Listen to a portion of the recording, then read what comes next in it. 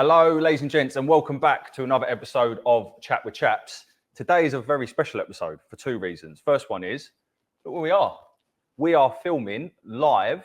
Well, not live. This actually is just before the Sunderland game. I'm sure by now we've taken another 3 points home. But of course, we are in the Spitfire Bar at the Den. So a massive thank you to Millwall for allowing us the opportunity to record here. It's a massive, massive milestone for us, and we really do appreciate it. And the second reason it's a special guest episode is because we have the main man, Mr. Ronnie Bull. Ronnie, welcome to the show, mate. Thank you, chaps. You good? Good to see you, mate. Yes. So as you can tell, we're doing a bit of an under the cosh style. We're definitely trying to rip it off because it's pucker. We've all got a pint. And we're just going to have a chat about Ronnie's career. And Ronnie, let's take it all back to where we first started, mate. So 14 years of age, you're playing for London. You're playing against Surrey. And tell us, you're in the team ahead of Ashley Cole at left back. Is that right? Yeah, it was quite weird because trying to find positions for players at the time. Ashley played on our East London side with Ledley King as well. So we was all local together with the schools. But he was a striker when growing up. And even myself, I was a centre midfield player. And how you find like positions like where we're probably not saying it, probably people better players or what they're going to do. But yeah, in that was crazy. That the Surrey team as well with Stevie Reid up front. That was the first time I got to play against him. So then I got to know him like when I come to Millwall. But yeah, going back to that with the Ashley Cole. So there was Paul Konchesky in that team. J. Lloyd Samuels, God rest his soul. And Paul Konchesky was a winger, so was J. Lloyd. And then there was just me. You would go play left back. Yeah, but you can always say you were left back ahead of Ashley Cole. True. Yeah, the best left back out in the world. Yeah. But no, At the age of 14. Yeah, 14. Yeah, likes of John Terry, centre midfield, Scott Parker. Wow. Terry was a centre midfielder, was he? Centre mid, Lily King, centre half. It was great. Joey Little, Millwall boy, right back. And that's crazy. And Joe was a really good friend, still is a good friend of mine. He was like a Gary Neville with that, and he would have gone and had a great career, but he broke his back, and then he became youth team manager of Millwall a few years after. Fantastic. The Arsenal goalkeeper there as well. Stuart Taylor was on it. Like that's I've got to admit, some big names. We spoke about things before. Me and Joe. That line of players that come through. You go up the road and you go get Andrew Johnson playing. Our age group was just fantastic. Like I remember going for England trials, and there was players just come like that. And then you find out they're pros. Darryl Russell. Remember played for Norwich. Yeah, centre midfielder. Yeah, he was a good player. He played as well. And I said, them in there. Scott Parker's a bit different because he was in the first team with that. So if he didn't play, come with us, he didn't count in. Darryl Russell will be there. Then we had Robbie Davis who played for Mill. Wow. And he was, as a kid, everyone wanted him. Who at that age was the best player? Scott Parker for me. Really? Yeah. Yeah. He was just. This is where he's doing the old McDonald's adverts. Yeah, you remember the old cups? Yeah. So he got famous. A bit before my time, Joe. Jimmy, let's call him Jimmy. We used to wind him up, right? I remember being in Bonbonnies one night and he was in there, and I was calling him Jimmy. He hated me, like that. I was at Charlton, hammering him because at Charlton. But again, that crop of young players that were coming through, and then you've got Stevie Reid in Surrey. Yeah. Was it like playing against Reid then? Was he easier to play against? No, because you're a defender, right? At the time, you're left back. He's a winger. He's a striker. Striker, yeah. And it was quite funny. Like we're London boys. Before we come into Surrey to play them, we're going to roll them over, bully them or whatever. And then, as I say, we had a centre half playing for us, a Nao. He was just crazy. Just a crazy kid. Went Holloway boys, always up to mischief, I think one of the boys said he's having a fight. He takes his boot out of the bag, and starts smacking with someone's there. I said to him, get stuck into him today. I went, that old posh boy would be like nothing. To be fair, I don't know if I could really trying to get a tackle, getting stuck right into him, mate. He had none of it. Really? Was he? Could you tell he was? Yeah. Even that age. Yeah, at that age, and then I was thinking he's decent. He ain't budging. He's here to have a go today. Yeah. You ain't rolling him over. Yeah. And it was a tough. Always one of the games I remember, like because of him, really, like playing against how good he was. And he's a striker. He won a striker for Millwall. So again, finding positions. And later on, he becomes a right back for West Brom and things like that. Yeah, he did, didn't he? Yeah, it's mad. Like he played centre mid in his career, mate, didn't he? He played everywhere. One day, kept me out of the team. When we was injured, Mark McGee went with him. I was like, cheers. Still can't get right. Can't get right. But nah, it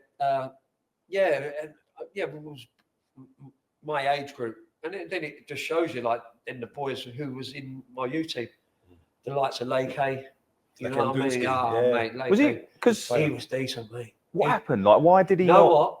There is players what weren't ready for. Not say weren't ready. That's wrong to say. Weren't for that modern day game. Like Lake would play today easily, because our football tips played. I'm not saying it was all booted long and just like have a tear up and like win your tackles. Football's evolved though, isn't it? It's more. Yeah. He would play probably at a higher level because he could play that football. He would come and get the ball. He was quite cultured, weren't he? Oh, although he weren't afraid to put the tackle in, was he? Dirty, you know. We used to play against each other, South London, East London. Right. And like I used to love it, like because I played for Millwall, like and I played for, I'd like be like messing up. I play centre midfield with him, like in there. Wow. So yeah, you'd have a laugh with him, like and just get at him. And he'd get It's at a me. shame he never. But then he was so unlucky. Ended up breaking his ankle going when he went to Southend.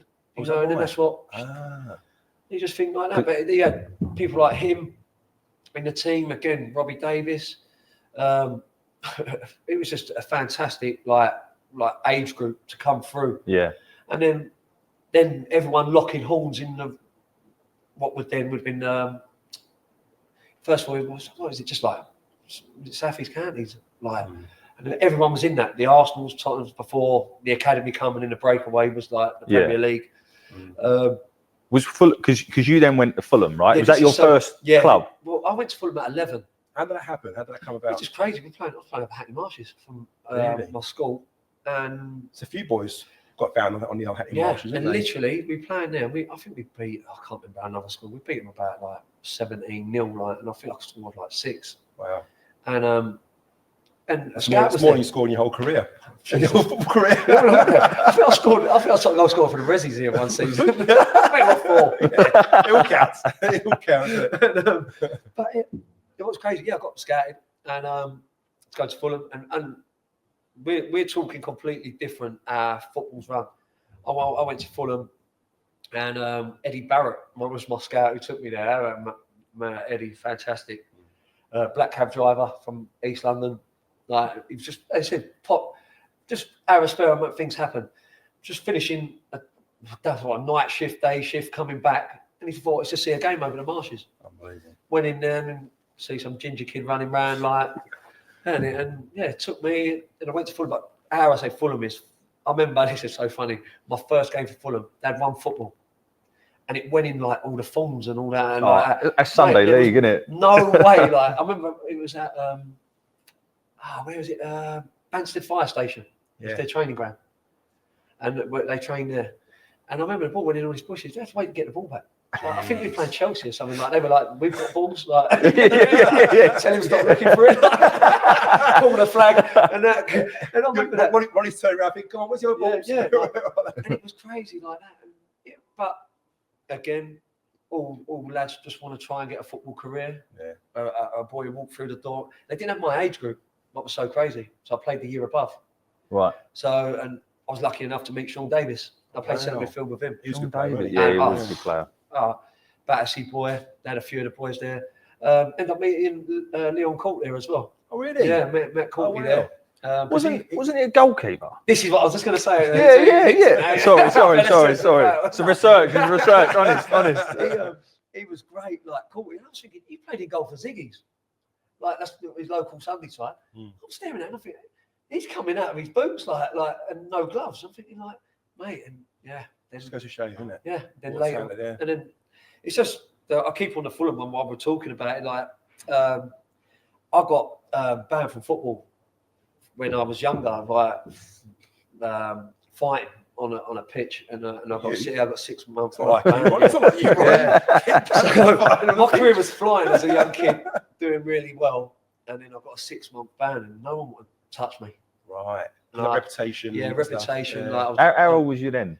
I was 15, turn of 15, and career was going really well. Like it's a crucial age as well. I was at Fulham, doing really well at Fulham, and again playing a year above, playing against bigger players and that, and I just one midweek league game just got up, just being an idiot really. I thought I was an hard man and that, and with my mates fighting, and I got a 6-month ban, and it did mess my career because remember Fulham didn't have anything. So no, this was before I fired and all that, right? So you were like, Johnny Yems was manager there, like youth team manager, and Yemsy loved me like that, training with them, going into their youth team at like 14 and things like that, training with them. It was great, but then I got the ban, and Mickey Adams was manager. Mickey Adams, and be fair, you don't want that on your club, that you've got a young kid causing murders on a Wednesday night over a 5-a-side league or 7-a-side league for a Sunday team. And I got dragged in by them. And it worked for me in a way, because then I could go to any other club after that without anyone paying compensation for me. Yeah. Representing, like playing with all these players that were at Tottenham, Arsenal, Chelsea, Charlton, like Palace, Wimbledon at the time. Wimbledon were good. We had Wayne Gray up front. Wayne Gray. He was a big player when we were younger. Fantastic player. And trying to represent England, like going there to go for trials, you can't go because I'm banned. Course, like that and things. Yeah, it's a big no one thing. didn't want to take you because you had that on you by the FA. Remember, I had to go to the FA to get banned. I guess at that age, you've got so many kids like yourself that are good and that come at the next level. And what happens is the scouting gets so ruthless that they're looking at characteristics, looking at family backgrounds, and all the pot gets smaller and smaller and smaller, and then they look for any little thing. To not take you on rather than take you on. And little things like that. And honestly, don't get me wrong, this club suited me because the East London manager at the time was Gary Northover, and he was like always wanted me to come to Millwall. Yeah, I think he brought Ledley King here. I know he brought Ledley King. What, to Millwall? Yes. Oh, what could have been? Alan Baxter. God. Yeah. Ledley King next to Stuart Nethercott. Oh. Imagine. So yeah. That's what we're. But Ledley did come, and I know that from Gary because he always said I did bring him here. But Mill was a little bit like that, at the time. Yeah. And he chose Tottenham. I feel sorry. Ledley was a great player, but should have had a bigger career than I'm not knocking his career. But for a knee, and he had that knee when we were kids. Really? Yeah, we were playing over Mile End Stadium once, and his knee was shot to pieces. I was going, you can't go off. You got to stay on here, all English shield. We need we're in the semi-final. I'm like that. You ain't going off. But his knee was bad then as a kid. But going to Fulham, I loved it there because it was literally like a Sunday league club. Yeah. Everyone was together. You know what I mean? Like, and that's how it was. Like, and it was even in younger days, like learning you to kick with both feet and things like that. They had high ratio, like trying to get players in the right way of football. And then I got the ban. I got released. But I got released where I couldn't play as well. So I knew I had this coming up, and then they hit me with a 6-month ban. At the time, Mr. Jolly was on London select manager. He was on the FA, and he helped me right out. So I could have probably got a longer ban. Wow. And if I'd have got a longer ban, I don't think Millwall would have waited for me. No. I would have probably missed 16, going into signing YTS at the time, not scholarships. You know, we were the last YTS. Going into that, and so I got released by them. No one didn't want to touch me because I had that stigma written on me, like he's on a ban, blah, blah, blah. And then, but one club what did was Millwall. I met Alan Baxter with Gary Northover, and Alan went, no, we're taking, we know him, like, we can work with him. This is what before the trial? You didn't have a trial? I didn't have a trial or nothing. Really? No, they just stood, I'll come here. They must have seen you or something before, just through playing, like as I say, with them players. And so this was 95, right? This 95, this was, And I literally, Alan Baxter said, don't worry about it. Just see it out.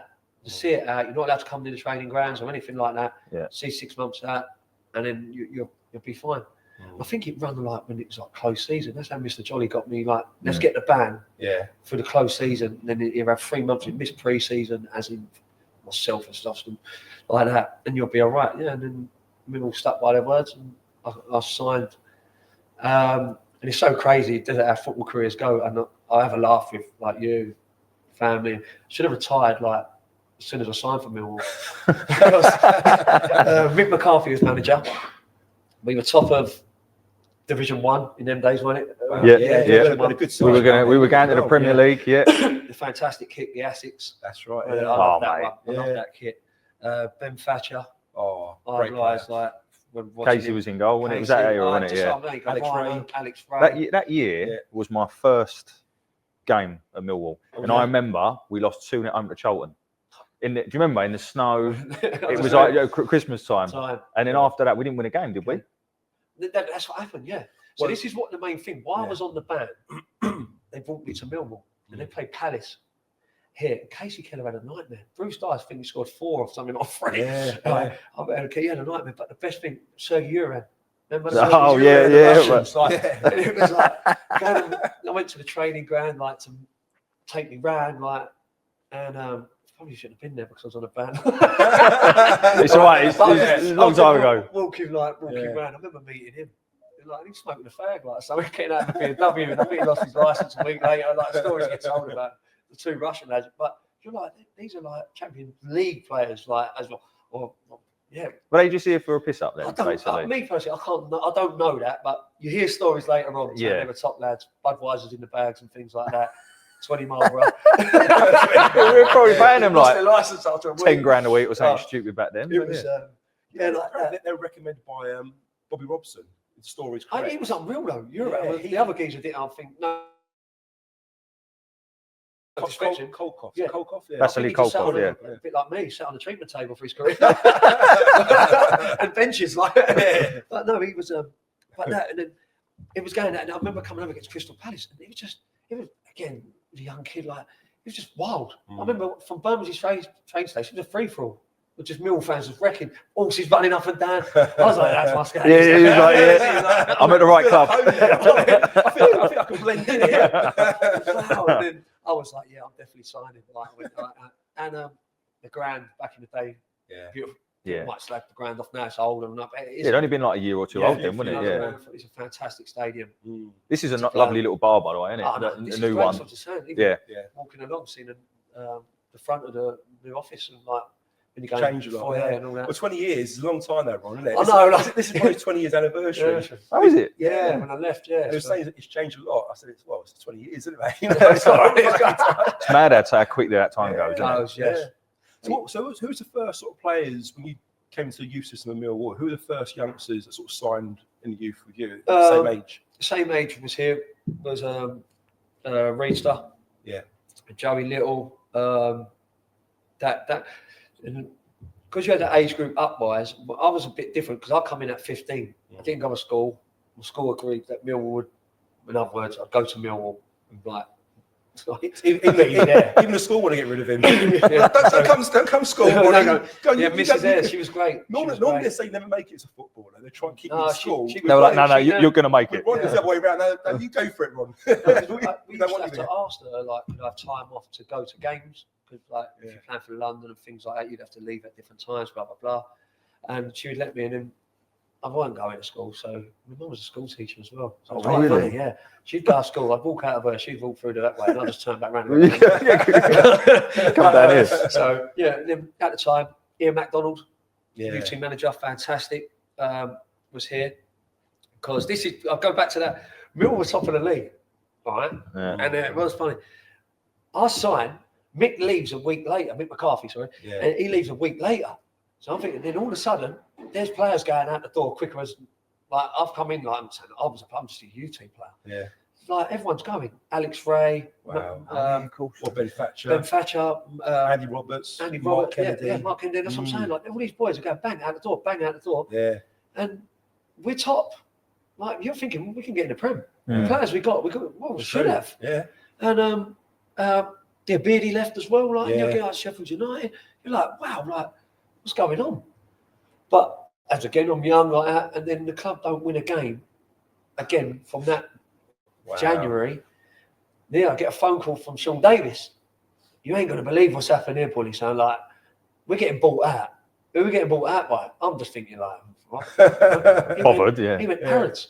I'm like, shut up. Al Fayed, Al Fayed bought Fulham Football Club. it ain't like our Sky is today. Like everything's like that. Like your phone gets pinged and that. He was like, he went, we're getting bought out. He went 2 days later. You ain't gonna believe it. He's given us Harrods cards. Like we were.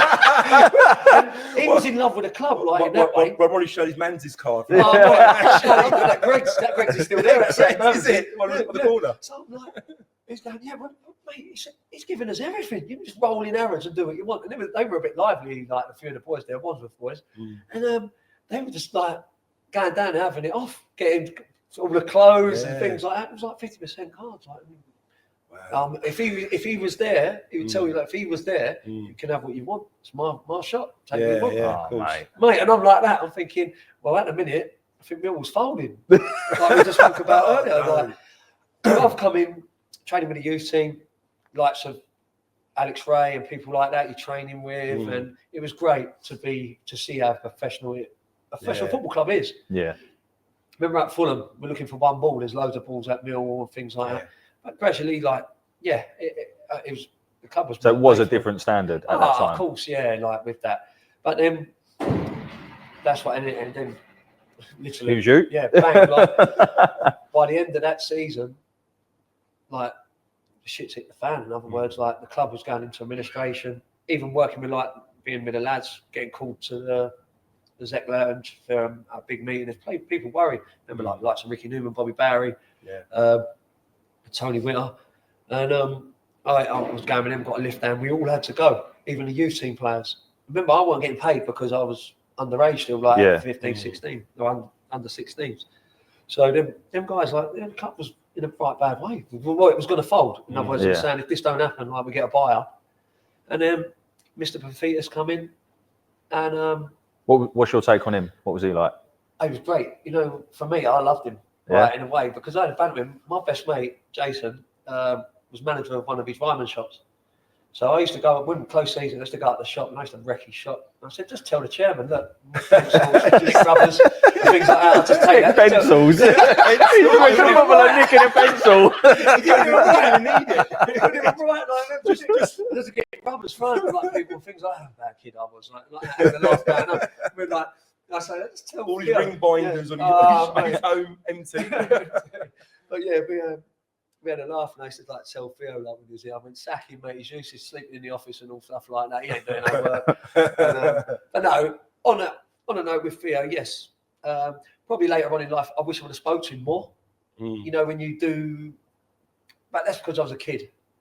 Being really, your chairman's chairman. You know what I mean? Top man. You don't go knocking on the chairman's door. You'd have to go to the gaffer first and like that. Or your agent. So, but with him, like, I can't say a bad word about him.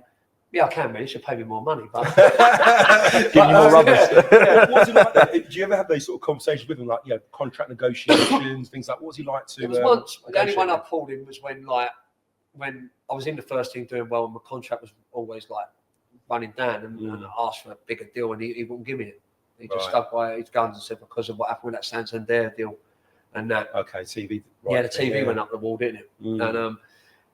And we never had like words with it. I just was like, I think I've earned the right. And then the only thing that killed it one day, I think we got beat by Palace on a Saturday. Right. And I was in on a reserve game. I was sitting beside him. He come and sat beside me.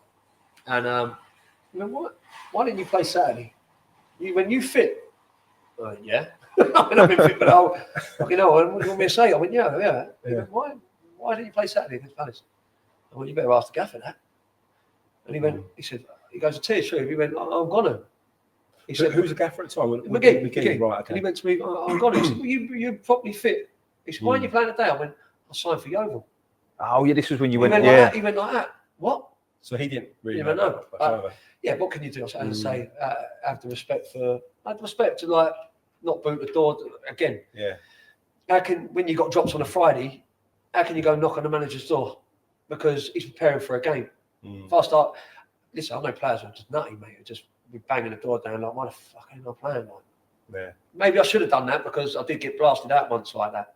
But I can say that a little bit later in that. But yeah, going back to like the youth team days, like with it was fantastic. We had some good players, and we had in that time then with the club going the way it did. Ian McDonald left. He was a good coach, very good coach for the youngsters. Had the likes of Reedy at 16 with us, like he was still at school, but he still come in and played on Saturdays and midweek games. There's good talent there. But even like Tom Wally before that, who had the likes of Kennedy. Tom Wally was great. He went to Arsenal to manage Arsenal youth.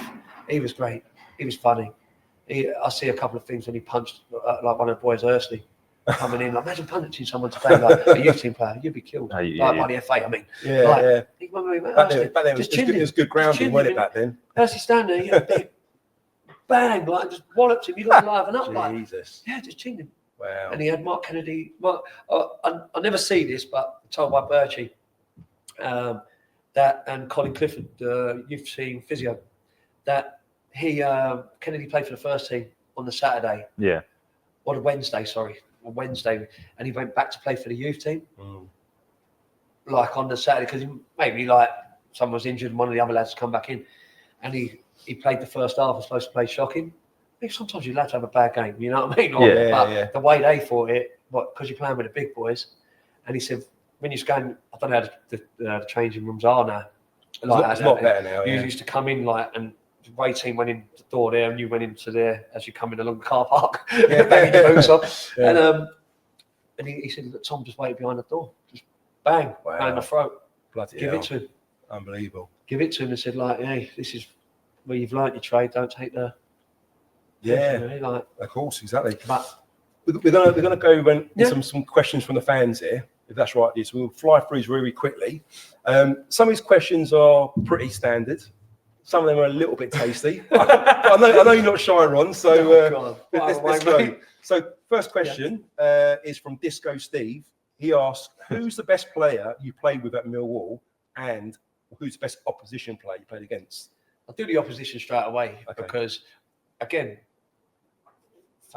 thank you to Millwall. Right, I know for me becoming a professional football player, but you got to play against good players. And at my time there, we were always fighting for something. We had good players, good young players. Even with the older pros, what come in were good pros. It just fitted. In other words, even like Nevers come in like from Tottenham, Bitways in the reserves come in, and people just like it just linked together. Well, especially my era, and like trying to get in the team. But this is the thing: you would get teams wanting to play you.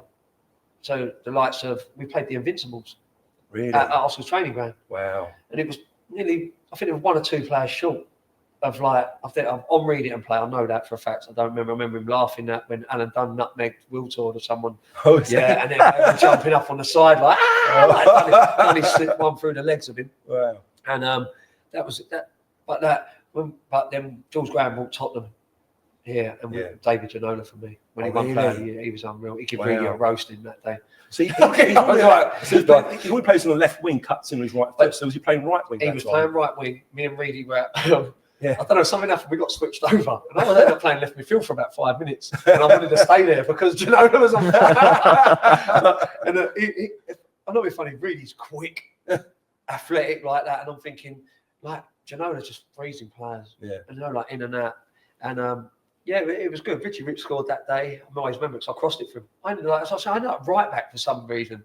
I remember just crossing it. As a lefty, you always had a decent right foot, though, to be fair. Yeah, just again, like going back to the Fulham days, doing a load of stuff with your weaker foot. Always told kick a ball against the wall, with your weaker foot, get stronger. And I remember playing one pre-season, I pulled my thigh for Millwall.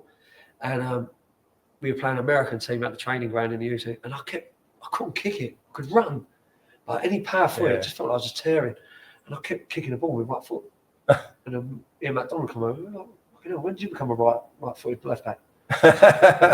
Mate, you ready your time? Because that's what happens now, isn't it? They switch over and all that. There you go, Best player was David Ginola for me. And he was at his prime. And he was fantastic. And best player you played with? Listen, again, I was blessed to come through that youth team with them boys.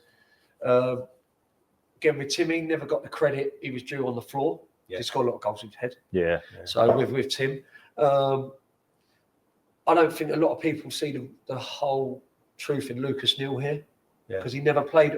When my time, I know him when he was in the youth team, coming through and being away of Australia. He was like, wow. Lukey was good. Because he was never like, he would play right back, he'd play left back, he'd play right mid. And then he ended up being one of the players that actually from that group had probably the most sustained period in the Premier League, really. Exactly. So, and I'm not being funny. Blackburn and West Ham. At West Ham, yeah. And Liverpool tried to sign him. Did they? Yeah, it's on a thing like he turned down Liverpool.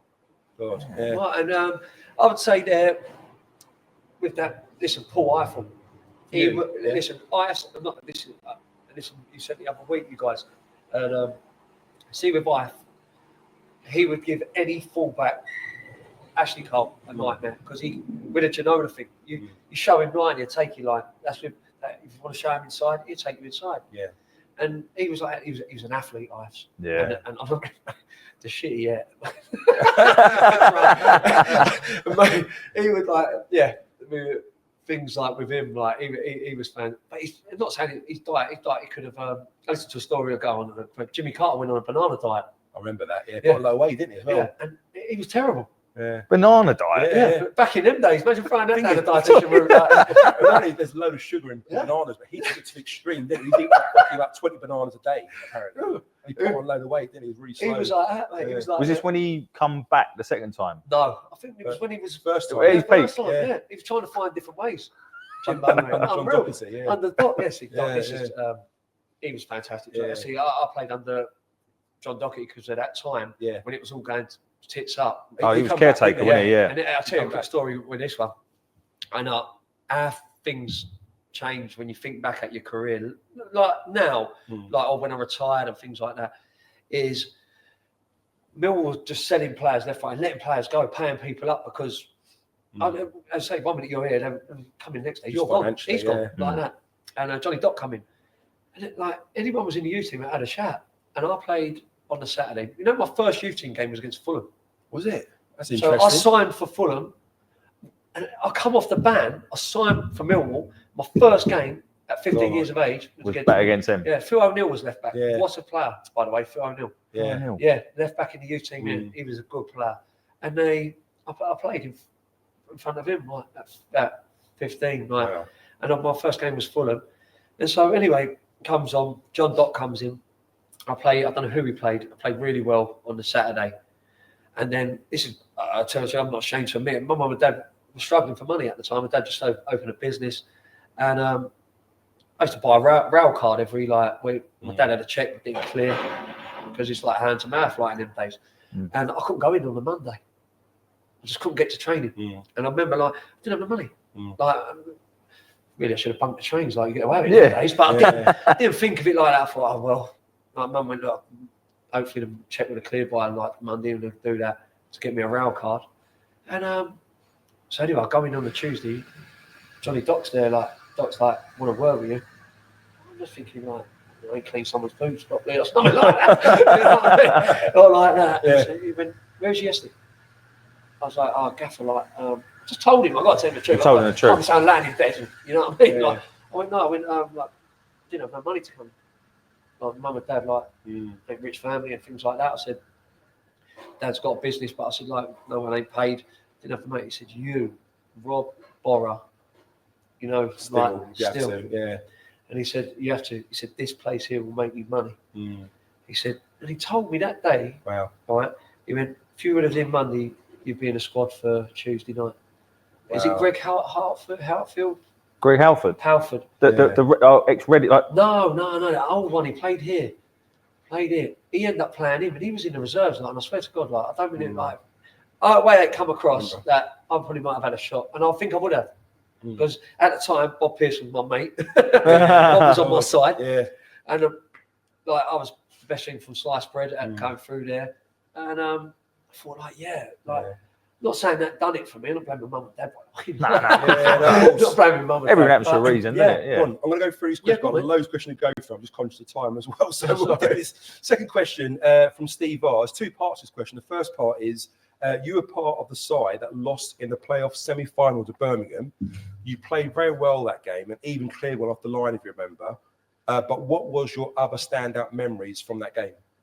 I'll tell you, there was one of second half. I ran him with the ball, And I run inside, and I didn't use my right foot for a change. And I've done the old Rabona over the top, and I got cut out, like, and thinking, like, why did I do that? And like, well, the king must have been going, man, it was right on the halfway line. They lost it.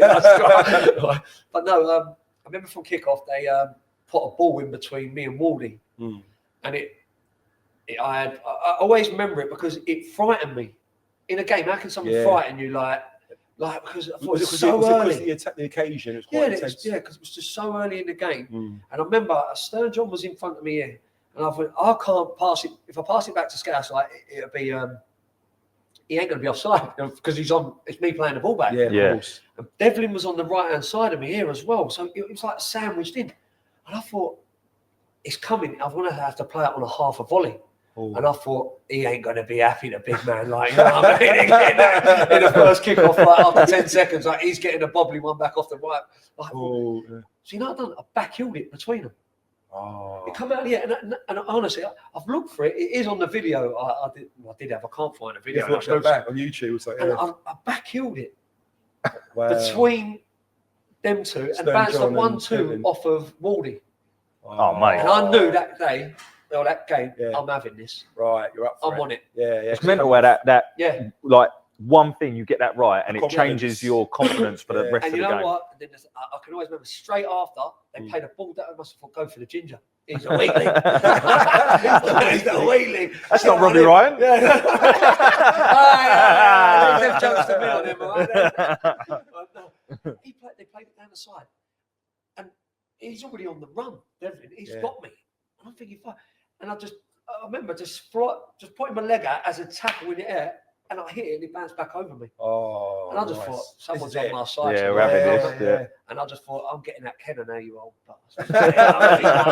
Yeah, that was brilliant. That stayed in my mind. That was a horrible game, but a fantastic game where I can look at where everything that night went well for me, but not for me in that way. But exactly. Yeah. So the second part of this question is, I would love to know what you and the players got up to straight after the game when it was all kicking off outside.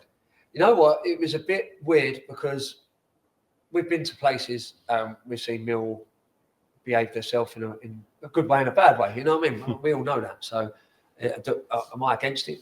Not really. No. Listen, people don't get hurt, but that's another thing there. But that night, I think it was the intention when we all got locked in. After the game, everyone's disappointed, tears in there.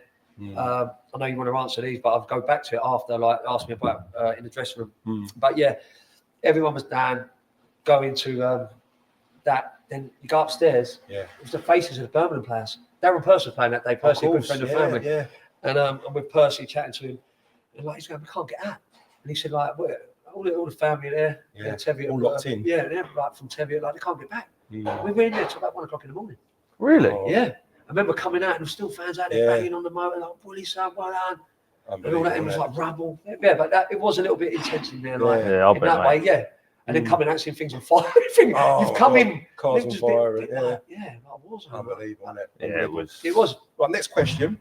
After the Peckham Beckham, who was the best centre-half you ever played with at Millwall? This is from the Peckham Beckham himself, a.k.a. Darren Ward. Seriously? Yeah. Waldy on there. Ruby. So after him, who was the best player you played with at Millwall? At Millwall, I've got that year when he come in, Waldy got a good partnership with him. He was funny. Tell me some good stories, but I can tell you after these with him. He was good. Never always played on the right side. Right. So I never got that close. And thank God I didn't, because he used to drag Matty in every game, like, and get in here, kick tight, like, then you go in the dressing room at half time and you get blasted by the gaffer, you can't stop crosses. But, he keeps putting it in. Had Dicey alongside me. And I will say, you know what? I ended up playing with him later on in my career. The great Pete Stevens, I'd have all day long. Really? With Rhino. I made my debut with Ryan. Again, I'll talk about him. But yeah, probably be Rhino and another player I played with, Scott Fitzgerald. Okay, it's interesting. Great talking, was mate. he? Unreal. He was in and out of the team at that, because we had quite a few. We had Nevers, Dicey. He had, I think, done his knee or ankle, Fitzy, but Fitzy, mate, he never a lot of pace, but up there, and he always just. And when I played with him the second time at Brentford, I want to be last man, but he never be this side of me. Always be there, like he goes, and mate. Didn't have a lot of pace, and he kept a high line. Just intelligent player, weren't he? Mate. Yeah. That's it. Yeah, All right. I'd say with Rhino, I'm going to take Rhino, but honestly, good Fitzy, choice. I learned a lot off. Yeah. When the club played with him, a lot more. Yeah. With like, so you mentioned a few names there. Rhino, Fitz, obviously still at the club now. We'll get onto him later, but obviously Neil, Reedy, Daishi. Could you see the qualities in those players at the time to know they would go on to managerial or coaching at a high level? Get Reedy out of the way straight away. No, because I know what our antics are like growing up, and I thought he's not going to. Neil, no. Really? No, not because I've got to behave yourself with him because but, I've been in a few situations with him, but probably still do. But yeah, with Chop, I'd say yes later on, but never in a million years with him when he was younger. Yeah, when he was younger, walking around in a dress. Everyone knows that. Everyone knows that. I think it's been on walking around in Tenerife in a dress, him and Lee Bertram. He's brought him his gear. So yeah, I'd say no then, but everyone gets older. Yeah. And Daishi, yes, I will just say that. Yeah. Yeah. Even though he had a bit of an obsession with big Ed or something, I've heard this. That's great. I remember after I said that, he used to call everyone the size of your eye napper. Look at that right in. And I remember Darren Deegan was quite in the youth team. He was only little and he was going, look at his head. Like, imagine like that. Give you things like complexes. Like he's going, look, he ain't even got no neck, his head's so big. I remember coming in one day and Basher Alimi, good footballer as well, Basher. Again, just not right at the time because he was a baller, mate, in the midfield, like on the play. They had big heads. And I remember coming in, Jerry was going mad, the physio. He had him like on the floor, weighing his head on a scale. Get your nut down there, boy. Get that napper down there. I want to weigh it up. That's a £2 or something like that. Talk about Daishi. Tell us a story about track 2. If I say track 2, what does that mean? You know what? It seems like if it's Nevers who was the one, like he'd come in and he'd go like, and really used to tell a story about him. And Nevers used to go, don't go in trap 2. And I didn't know what trap 2 a little bit later. It's the dogs, isn't it? Like, don't go trap 2. But the training ground toilets were like, and he'd go, don't go in trap 2. Don't go in there. And then like really used to be in there and go like, Nevs, what are you doing in there? Cleaning your boots? Like they go like, because he was wiping his Harris like he was like, he was bad. But yeah, and I always remember one day like going in there, Daishi never like shit with the door on, like open. It was always open. And I remember him having, one day I walked past the toilet and looked in, big Brian Lawsley, like he was a character. I remember him, yeah. Character. And I can see him just talking to like the toilet. But he's going to conversate. I've not heard anyone speak back yet. So I'm like looking in the door, like, what the fuck's going on here? And he's going like, yeah, I was down there the other night and things like that. I think he's talking to him. I'm coming. I've got to have a look now. So I'm thinking, well, what's he doing? Daishi's there with his keck stand like that, just sitting there. Like, on the side. Nor was he having a full-blown chat with him. So what is he? Just like having a dump? I don't know, but he can talk, Daishi. He can talk better than me. It must be a ginger thing as well. We'll have to get him on. Next question. What was the dressing room culture like when playing for Millwall? Who were the governors? Who were the best trainers? And who did you fear? That's from a Mr. Phil Clark. Best trainers. So the young, you could take the young lads. Worst trainer, Steve Claridge. But not knocking him, Cladger, the bin man we call it, the boys call him. But remember he's older. Not saying you get away when you're older, but he'd put a shift in Wednesday, Saturday, or Tuesday. Yeah, he was unreal. But I say that he would literally get off the treadmill, get off the training ground, and go on the treadmill, or gone down to the bookies first, then come back and done a 3-mile run on the treadmill with his Portsmouth training kit on. You don't think he's got no coming Millwall? He's got his Portsmouth training kit. Is that because he was just probably superstitious, made him? Yeah, because with his he didn't want to get dressed as well. He wore it every day. If he didn't wear that, he was in the betting shop. And like, but no, Cladger was great, but no, fantastic. But worse, young lads who like that. Yeah. Who's the governor? The governor. It's weird because everyone had their say. Like you've got your leaders, your older pros like Daishi, Nevers, when the winning league team in Division One. No, it was 2 in them days. It was when 2. It was a champ. You know what I mean? There's your leaders there straight away. Nevers a big voice. I liked him on a Saturday.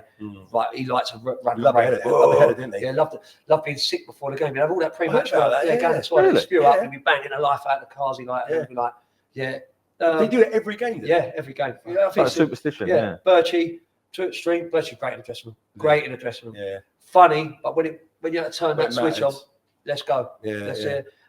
Chop. Livers didn't say a lot.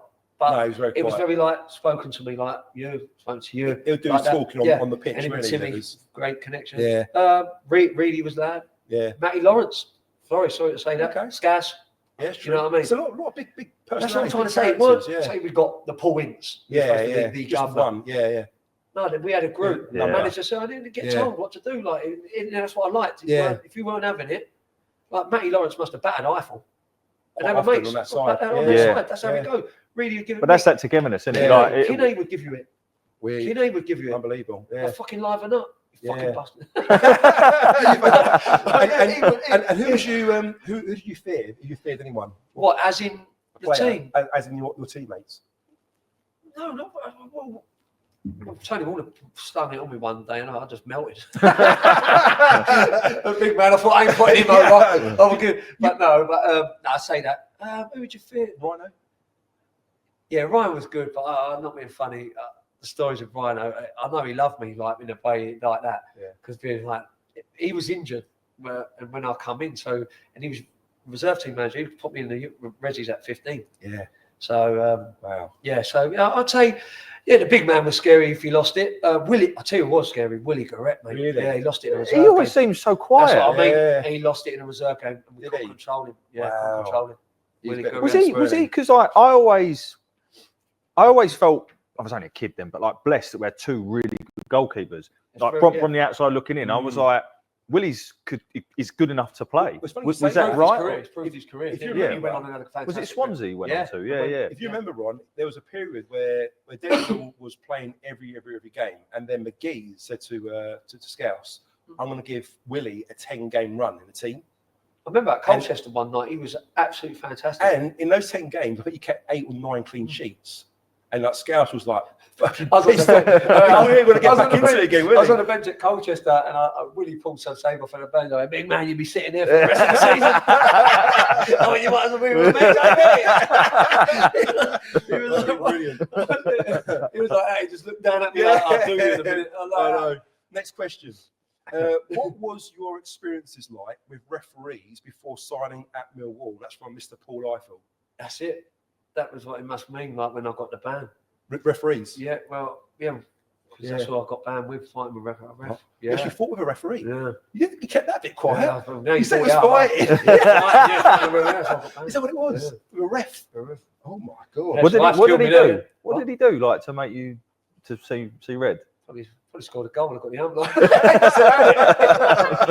You know what? It was like a rival football team. It was just all going off. Yeah. It was all going off, and then like I think he got involved, and I'm not hitting him like, and then, just worst thing I've ever done like that. Yeah, cheers, that wife. Thanks, Ives. Next question.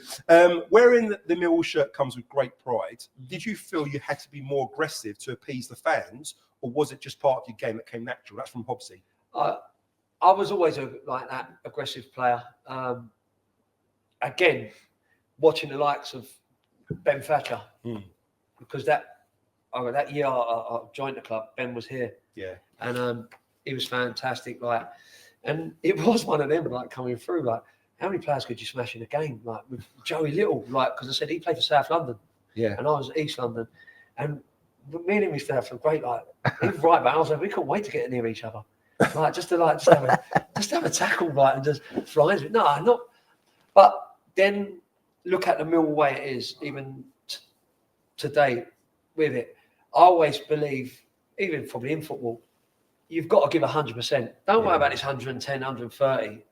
It comes when people say that. 100%. Yeah. And I believe that in your career. You don't do it because you play for Grimsby. Yeah. I'll give 70. But was there an element to Millwall, the fans? And the way it was. That's what I'm trying to say. With the Millwall character, like, is you try. Yeah. You try, you keep trying. And that was brought through the youth, even with going back. I know we've got to get through the questions there, but I'd like to speak about that. That mentality was brought into you from a young age. Rhino telling you it, because... Well, I've said it on the video with you, Chris, didn't he? So you could be an average player at Millwall, but as long as you gave it everything and said tried... he's talking about you. He must have told me. No, but that should be anyway. Yeah. That should be... That should be the bottom line. If you're Cristiano like, Ronaldo, if you're Messi, you've got to try. Yeah. You've got to give that 100%, even if it is not drinking beer or whatever, your diet. Paul Eiffel opened his car out and there's every takeaway falling out, blowing out of it, he dropped the roof. You know what I mean? That's what I'm trying to say with that. Yeah. But going back to there, just no, yes, it was in me, and I knew what the Millwall way it was being. Yeah. You know what I mean? So bit of both on that one. One more question, and then Chris got some more points to get through, but a very quick one. This one's been given by two people, from Joe Dolan and Paul Lives. It's weird. It's weird how they both come to the same question. Right, and they're both over the other side of the world. Go on. The question is, why is Cocoa Pops your favourite breakfast snack? Oh, darn, you can't say that. It's gone red now, look. I don't know. Do you want to answer that one or not? You can pass it I on. can't, no, it made me laugh. And it, you know what's so funny? Lee Bertram. Can I just say something for a second? I reckons, he's like, I bet you, he's like, I bet you he won't answer it. He said, I don't want to answer this one. So But it's hilarious. The other night, it's so crazy. The other night, the boys, Richard Sadler went back to his old school and done a big speech about, what is put on there is something about sexual things and stuff like that. I don't know if this is true. This is Lee Bertram, by the way. All right, not Mark, this is Lee. Right? The next thing, there's a telly in the background. All right. So I'm like, oh, there's a ginger geezer on that. And the next thing, it ain't. Tony Waller's got a photo of me with my Hampton hat. All right. And I've got, they call it the Cocoa Pop. I've got a brand. Like, what can you say? I will say, I don't care. Right? Ronaldo getting the Hampton out all the time, like and things like that. So one of the two, I'm not shy getting it out. So, and they've got a photo of it, and and they've got it on the screen. I'll cry my eyes out because then all the boys are like gone on the group, and they're like, "Oh, what's he talking about?" And they've zoomed in. It took a while. Really, it took a while, and I realised to look at the telly. So I've got. Cocoa Pop somewhere on the Hampton, probably 10 inches up. That's me bragging anyway. I've proved you wrong there because you've answered that question. But there you go, he's answered it. You mentioned Richard Sadler.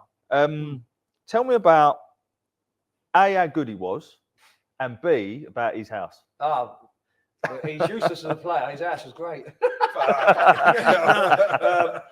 Seriously, I got to play with Sads because when I joined at that age, Sads come over from Ireland, and him and Danny Upton up front in the youth team. Yeah, I remember Danny Upton. Yeah. Wow, I forget about that age group. Player, That's what I'm trying to say. That age group. I'm sorry if I've missed anyone out. I apologise. It's been a long time. You know what I mean? 25 years going back. Danny Upton, great player. But thingy with Sads, you could see, and I'll tell you who kicked him on. No disrespect to Macro Rhino and even Billy Bonds. He had, when he came over, got a lot of injuries though straight away. I remember he had bad groins and stuff like that. And Mark McGee got hold of him and worked with him because he's a striker as well. Yeah. And Sads went from, I wouldn't say an easy player to play against, but 1 year he was unplayable. And I ain't lying. I'm at West Brom, the game. Mate. I think you guys watched it. Yeah. And I played, kept Robbie out of the team again that game. Got man of the match. He was phenomenal. Yeah, I remember. Phenomenal. Had Darren Moore in his pocket. And that's what I'm saying. And then, big dads are behind him. It's interesting how a conversation needs to be had there by a manager and a player. Very similar to like Kenny Jackett with Steve Morrison back in the day, when he told him, "Look, you're 6'2", 6'3". You know, you should be playing like an aggressive CMT, basically. You know. Yeah, and honestly, he was horrible to play against. And you know what? He was quick, 6 foot, 6'3". Yeah. Quick for that height, right? And you're thinking, he had razor sharp elbows where he hit you, he treaded on you. I think a lot of players defenders talk about his elbows to catch them quite a bit the way he played. Yeah. But you know, he used to eat his dinner like that. That's the way he is. Like dinner like that. And, but no, listen, I feel so sorry for him. In that way, because you could see it in him. You know what I mean? I've been on that treatment table for a year and trying to get back and looking at him and he just couldn't get right. He just couldn't get right. Now he gets hold it because he gets hold of it later on in your career. Like for me, when listen, you're going to have to play with it or just retire it or can that manager manage you? Yeah. And if you can't, but he was completely different. It was one of them like you will be crippled if you carry on playing. But rumours with him. He had a big move that summer. And Shame. you can understand it can mess people up upstairs in that way. Definitely, But Sad's as of going off with that, but a lovely person as well. Great in the youth team and all that. He was quite religious as well, wasn't he? Like I remember you used to have a priest there, didn't you? At the time, the priest. And he was constantly like, even then after the game, be talking to him, and in the corridor. But I think that's like I've brought up Catholic as well. So it's like that. Yeah, it's in you as a kid, like when that's what it is, and things like that. But you wouldn't believe that. Then he's Catholic, and he's called his house the House of Sin. The House of Sin. It's always the way. Isn't it? Tell us about this house then. Go on. You could do a podcast on its own on that house. The House of Sin. All I know, it never. The House of Sin. That front door was never locked. You could be out in the West End and you couldn't get home. Just go to Sad's. You get a room there for the night. It was mad. I remember we had a party there one weekend and it was just great. After we won and we went back to Sad's. And I remember I just remember in the morning, Sad's was up late afternoon then, and it was just quality. Like a bloke who was in there asked Sad's, "Who are you?" Sad's asked him, and he went, "Who are you?" Is his drum like? I was like, "Wow!" There's stories in there, mate. It was great, and he lived right on that main road. Then when he moved to Sundridge Park, like where there, that was great. He must have pissed off the neighbours, man. He got and bought this big old drum, and I remember this fucking parties happening there. Everyone jumped in the swimming pool, and it was great.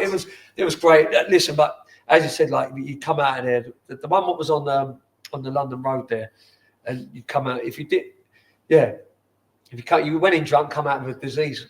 Robbie Ryan always had a disease when he lived there, ringworm, and then he's called ringworm. But there's loads on that with him. But it was great. Again, Sad's, even with Robbie, they were great. Like, he's asked, don't want to go home tonight, come start ours. You know what I mean? Like that family, like way in. It was, good lad. Got another quick question for you before we go to chaps. Tell us the funny story when you were playing in New Zealand, about to take a throw in, and apparently there was a certain Keith Stevens, aka Rhino, watching amongst the fans, and that's from Big Paul. Do you remember Big Paul? Yes, I remember him. I met Big Paul last year. Yeah, good lad, and absolutely buzzing really. I see him, and he catch an eye contact, and he bully and I was like, "Oh, man, big man, what's happening?"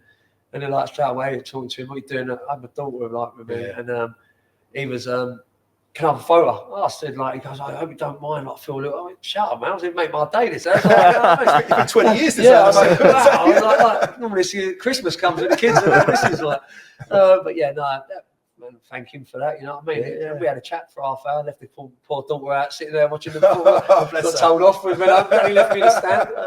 But no, he's fantastic. So what happened then? In New Zealand, it's funny. It was on the Gold Coast. Playing like a warm-up tournament for the A-League, right?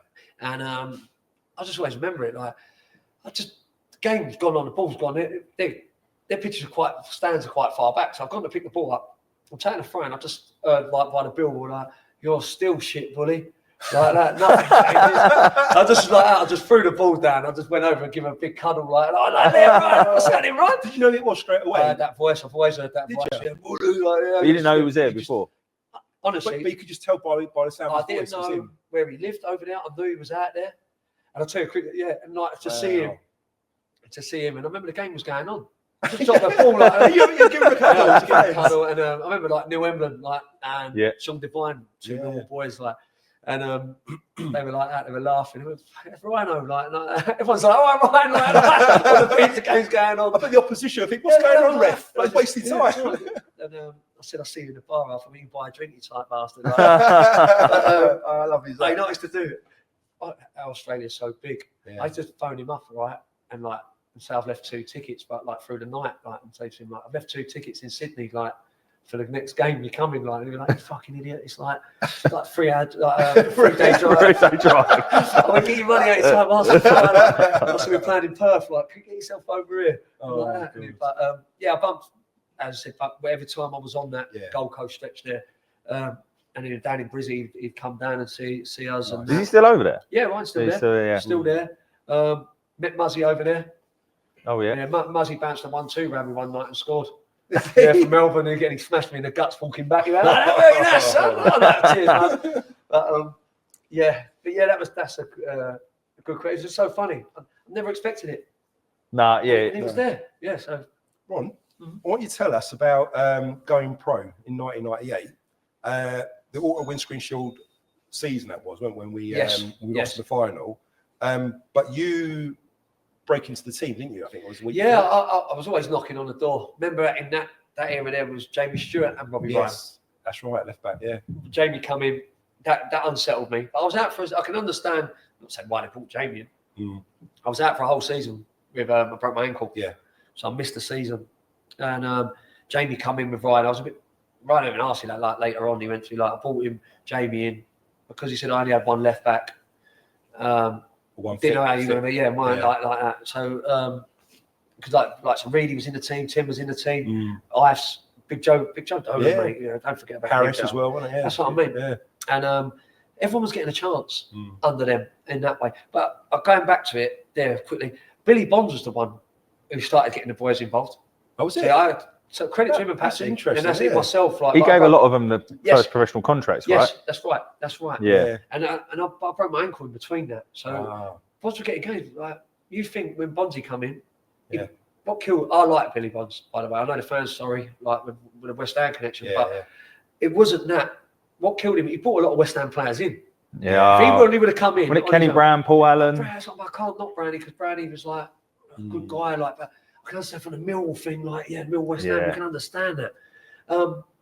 But with him, in other words, he brought them in. They weren't doing it. So there's young kids here, like chomping at the bit to get in, want to be professional football players. The Reedies, the Dolans, the Cales, the Eiffels, and the chop coming from non-league. The accountant. Remember people saying we signed an accountant. Started doing the books this year, you know what I mean? But that's where the chops come in. Yeah. And Richie Rich, he was having niggles and injuries because I remember being out with him.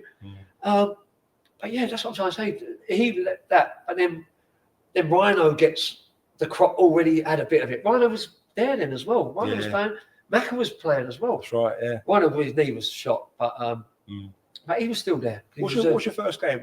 Going back to the debut. Yeah, I'm absolutely proud. Absolutely proud. How old were you at the time? I was. That's 90. I was 17. Wow, was it 98? No. 99. 98. 98. Yeah. And I was 18, and that finishing up to that season. I was 18 then, and Colchester.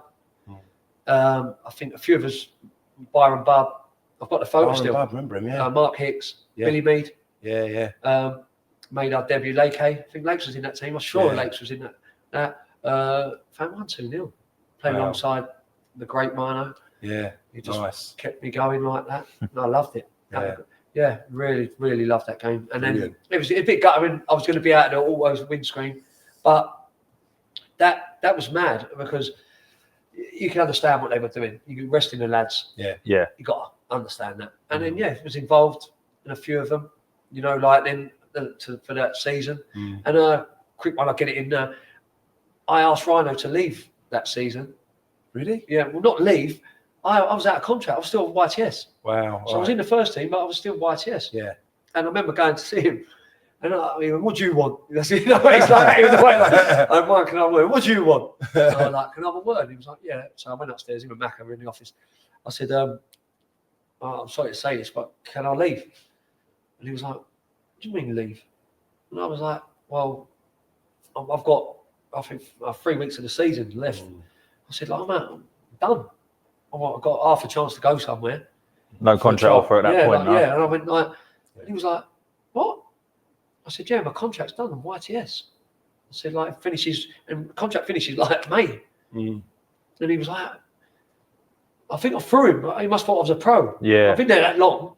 So he had no idea? Well, it didn't look like it. Right, wow. And like, because I did, I was off. I was like, I want to go. Because I thought, I want to be a professional football player. Yeah. I played for the first team. I want to do what them boys. I went to Wembley. Yeah. And see what they were doing. I want a piece of that now. Yeah. Well, I wanted a piece of it before, but you can see where that comes from. You tasted it now, right? Yeah, and I was like, wow, like, they're my mates. My good mates have grown up in the youth team and like that. So, yeah, and then I literally went upstairs, come back downstairs, went and done YTS, what we had to do, clean boots, wash toilets out and do that. I was in with Rita in the cook, like in the kitchen. So I could wash pans good, she said, so I had to go with her. Make toast. When you weren't cleaning Tony Whitta's football boots. Wits is quality. I say that, Wits. Wits used to give me 50 quid every week. Did he? Yeah. Wow. Yeah. That's a lot back then, isn't it? I was on more, I swear to God, all right, I was on more money YTS, all right, than when I went my first year pro. Really? Yeah. Bloody And hell. I used to clean Bobby's boots and Wits's boots. Barry. Bobby, Yeah. Bob's used to, I used to drop into Ridley Market when I could drive.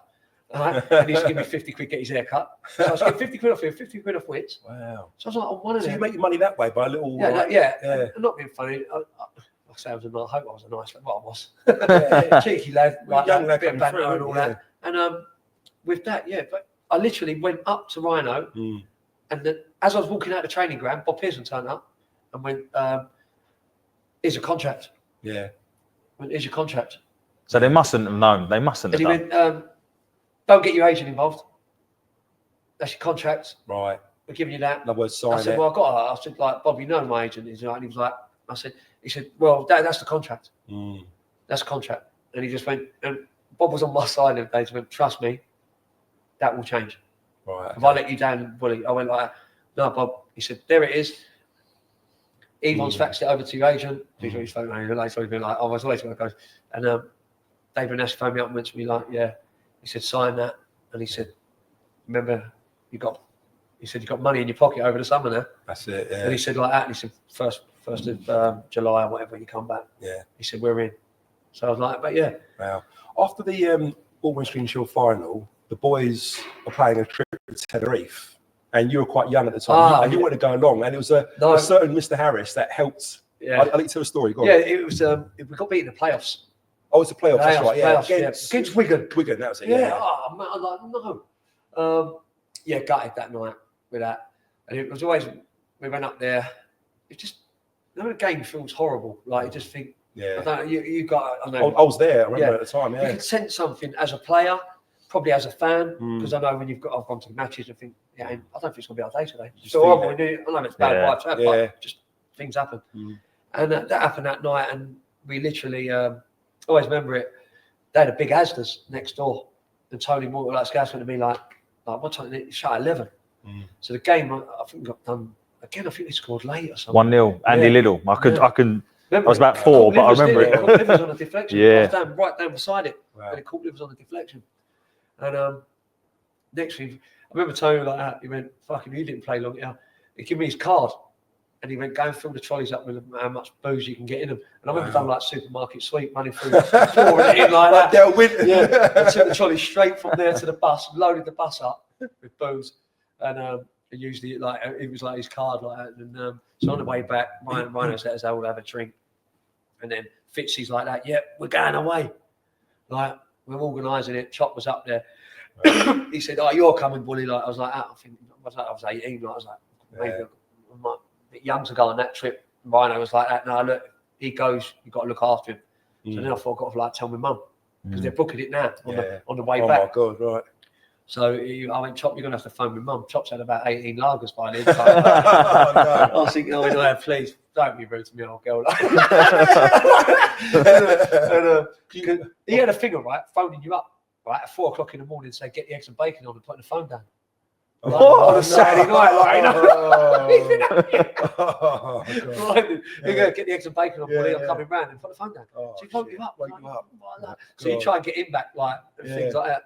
So how was with your mum? Yeah, so he phoned up, like, Mrs. Boyd, like, to take, boy's going to take money. But he just sobered up on the I'm not really polite. And I was thinking, in a minute, he's going to say something. But he didn't. Did she let you go? Yeah, she packed my bag as well for me. Oh, happy days. Whatever he said worked. Whatever worked, yeah. We had 3 days out there. I come back, went out there a boy, come back a man, really. Wow. It was, good lad, Harris, wasn't he? with that, yeah, like, they all were, like, to that extreme, like, all the lads were great. But really, when he went IB for the year before, so he knew what the coup was. I asked him, he said, "Just hold on to someone's like towels and they drag you around." Like, well, how did you take the news when Neil at the time a teammate broke out? Where was you at the time when you? Yeah, because it was the year we won the league, wasn't it? When we won the league, yeah, and we was out in Tenerife again. There's a story there that we chose Tenerife over Vegas. I'm not having it. Bertie reckons it was on the table by Theo. Right? Really? Why on earth would you do that? There's no Why? way in a million years, Birch. There's a couple of big boys in the team like would want to go. Dicey's been out there, Yeah. and like he would want to say, no, we're Vegas, 1,000,000% we're going Vegas, like, Yeah. and but it was. We end up in Tenerife anyway, so we've had a fantastic time out in Tenerife. We've won the league, one of the clubs over there. It was a big Millwall club, and what a great when we turned up. It was like just party time, and then then that big hype like at that. Then you come home, start planning family holidays and things like that. Rest up, and then you get. I got because our car school was me, Nevers, and Livers, like boys who lived in Essex and East London. We used to go, and then Livers called me and said, "Oh, Chopper ain't well." I went, "Yeah, probably because of all the fucking drink he done." You know what I mean, like that, and I'm fucking eating kebabs like, and stuff like that, and eating rubbish. And he went, "No, sir, Ron, I think like he's ill." I was like, "Nah," I was like. Not him, man. Like just normal, you know, with like that. So anyway, phone Nevers. I like Nevs. Like there's more to it. Maybe Nevers still just like same age. He went, no, Ron, he's fucking got to have like tests. Never said about it like straight away, like the cancer or anything like that. Just popped to the training ground to see Jerry, and I phoned Jerry to say, "Oh, look, can I come in the training ground?" I don't know, probably always injured, so yeah, something's wrong with me from the season. Yeah. And I said like that, probably because of my ankle. And then the next thing, Jerry was like, "I'm busy, like at a minute, like." And then I spoke to Colin Clifford, like Colin went, "Oh, Chop's ill," like. But again, what I'm telling you before, just didn't have a chance to talk to him. You know what I mean? I know, mate. Because you had mates. I know, mate. And just didn't want to call him because of things that happened with me when I was younger, and just felt for him, man. In my way, wish I'd always made the phone call to him. Yeah, you're all right. That's what you got to say. Yeah, and that's hurt me till today.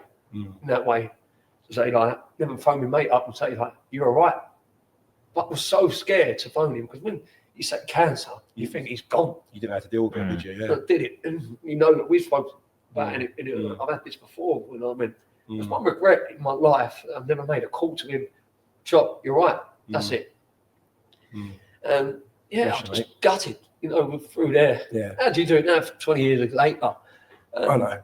You've asked me it, and even people have asked me like things in my career later on. I'm like, there, and I said, one of the regret was not phoning my mate up. So I said, "Is he all right?" Because he had cancer. And I didn't.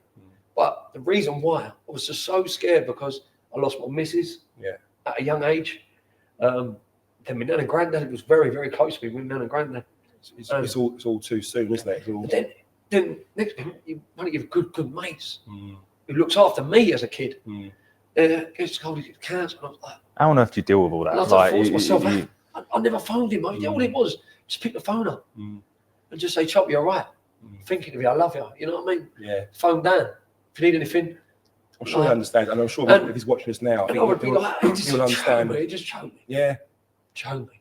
Bless you, mate. No, sorry. You're good. No, yeah. No, thank you for sharing that, mate. Yeah. Should I change the mood a little bit? Can I stick with Neil, actually? I want to ask you a question. Something that you've said before, and I often think about this, is that when we talk about Millwall legends, right? Yeah. There's not many of them that are proper true legends. And do they always get their happy ending? Right? What do you mean by that? So shut up, you. This is where you're trying to change the mood. What I'm trying to get at is obviously Neil, when he was manager last time, let's be honest, he got a bit of grief, and he obviously then ended up leaving, and he's come back. Rhino got grief when he left. I see that. So that's what I'm saying. You talk about all these legends, and we love them, and then towards the end they get a bit of grief. Like if you're Neil Harris right now, you have got Millwall in the top half of the Championship, right? You've got your contract up until the end of the season. Do you say, "No, do you know what? Fuck it. I'm going to sign another deal and I'm going to try and get Millwall to the promised land"? Or do you go, "Do you know what? This is my chance as a Millwall legend to go out on a high"? Well, well, you've answered a bit of it with that. Is when I see Rhino. Remember, Rhino was the god at this club. No matter the Harry Cripps, Kitchener. Yeah, you know what I mean. Them and Rhino's in that. Chopper, to me, he took the Sheringham mould because he become the most goal scoring machine out there. With him, I listened to about like Russell Slade at the time. I'm going off of this. That taking the club so far and then back going. Because can you take that club any further and then you get that backlash? Yeah. That's what. Yeah, that's it. Yeah. That backlash. And would that look what happened to Rhino? Let's go to Rhino straight away. A legend of the club. And the way he went out, terrible. For me, I see it. Yeah. The fans what loved him, who he died for, turned on him. And I was like, wow, like if it happened to him, it can happen to anyone. That was hard, man. Like even that, seeing him. Going and having a drink with him after, he was gutted. I bet. Sitting in his local, just hurt, just gone. You look, man of him. Like, and I can say that I was a young kid. I looked up to him. I'm looking at him, and he knew that he's never going to go back to Millwall again. Yeah. A bit like when I left. In that way, but I never got the abuse. Probably did, but I did hear it. No, but with that being like a legend of it, would I say to him, he's definitely got the legend status. That's what I'm saying. He deserves to go out on a high, in my opinion. Yeah, I would say with him, with the goals he scored, what he'd done before as a manager, took the club there. Yeah, you can take a club a certain way. Someone that Billy Bonds took it there, or to that Ryan Amaka. Then Mark McGee took that team to what it was. To another level. And we should have been in the Premiership, but we didn't. But he took it he got to a level. And whatever reason why it couldn't go, is it money? Yeah. Because they're buying a new stock, or you've sold your cream. And you look at him like that, would he be that sort of player? Like in that way, like in my eyes, yes. Because who else has done it? Yeah, that's what I'm saying. Who else has done that as a footballer and as a manager?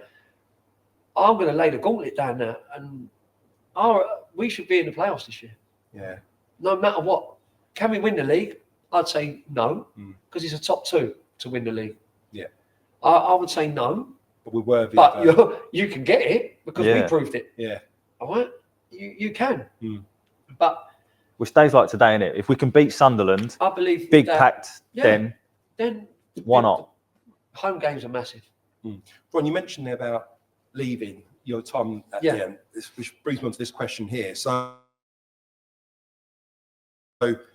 again, from the Peckham Beckham, he says, do you think trying to nutmeg the winger on the edge of our penalty box was the deciding factor of your time at Millwall under Wisey? Oh, probably, Jesus. I think it was Coventry, I think it was. I've done a few things I've got away with it. I didn't get away with that day. I can remember a very good Wisey just blew his top like. But he moans at if you kick it in the channel. So I thought I'd just play, and I thought I could play through the geezer's legs, and it didn't come off.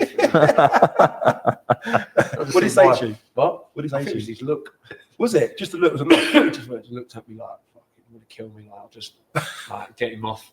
No, it's just one of them things. Why is he just an angry man, like on a pitch? You can't give the, but again, it's the levels you go. Even when Reedy went to Ireland and said when he played with Roy Keane. Yeah. And everyone says this in these podcasts now about Roy Keane. Yeah. But when I asked Reedy when he come back, what was it like playing Ireland? Roy Keane there, like that. Yeah. I said, mate, it's a machine. Like, don't give the ball away. And like, they're playing tight-sided games. And even when I was saying when Ray Wilkins coming with that, when we were talking earlier, the high intents of like the balls, like the game, don't give it away. Because you give it away, you can't get the fucking ball back. That's right. Yeah. You can't get it back. Yeah. And it doesn't matter how much you're fitting, you can run around like a nutcase and make tackle. The good players don't give it away. Yeah. Or they might find room. But I've done it against Wolves. Mark McGee went absolutely. But I've done it. I run around Denton Sturridge. I always remember it in the playoff game. One of the games coming up to play. And we won 1-0. And I couldn't do nothing though. I couldn't run around him. So I feinted to play and I pushed it through his legs and ran around the other side of him. And Mark McGee, I could see the steam coming out of his ears. He's got glasses and around like that. Was he an angry man, Mark McGee? Yeah, but he had a good side with him. Is that Scottish sort of feisty? He had a good side with him. Like I remember I was out in Bromley one day, and I had a girl in the car and he come flying round. I see his BMW and he pulled up beside me. He went down the window. No. I went, all right, Gaffer. He went, are you all right? And I was like, yeah, and he went, you should be at home in bed on your own. He just wound the window up and some knocking straight Oh, in. it's like he's stalking you. Mate, he was a stalker. Oh, mate, that's hilarious. Brilliant.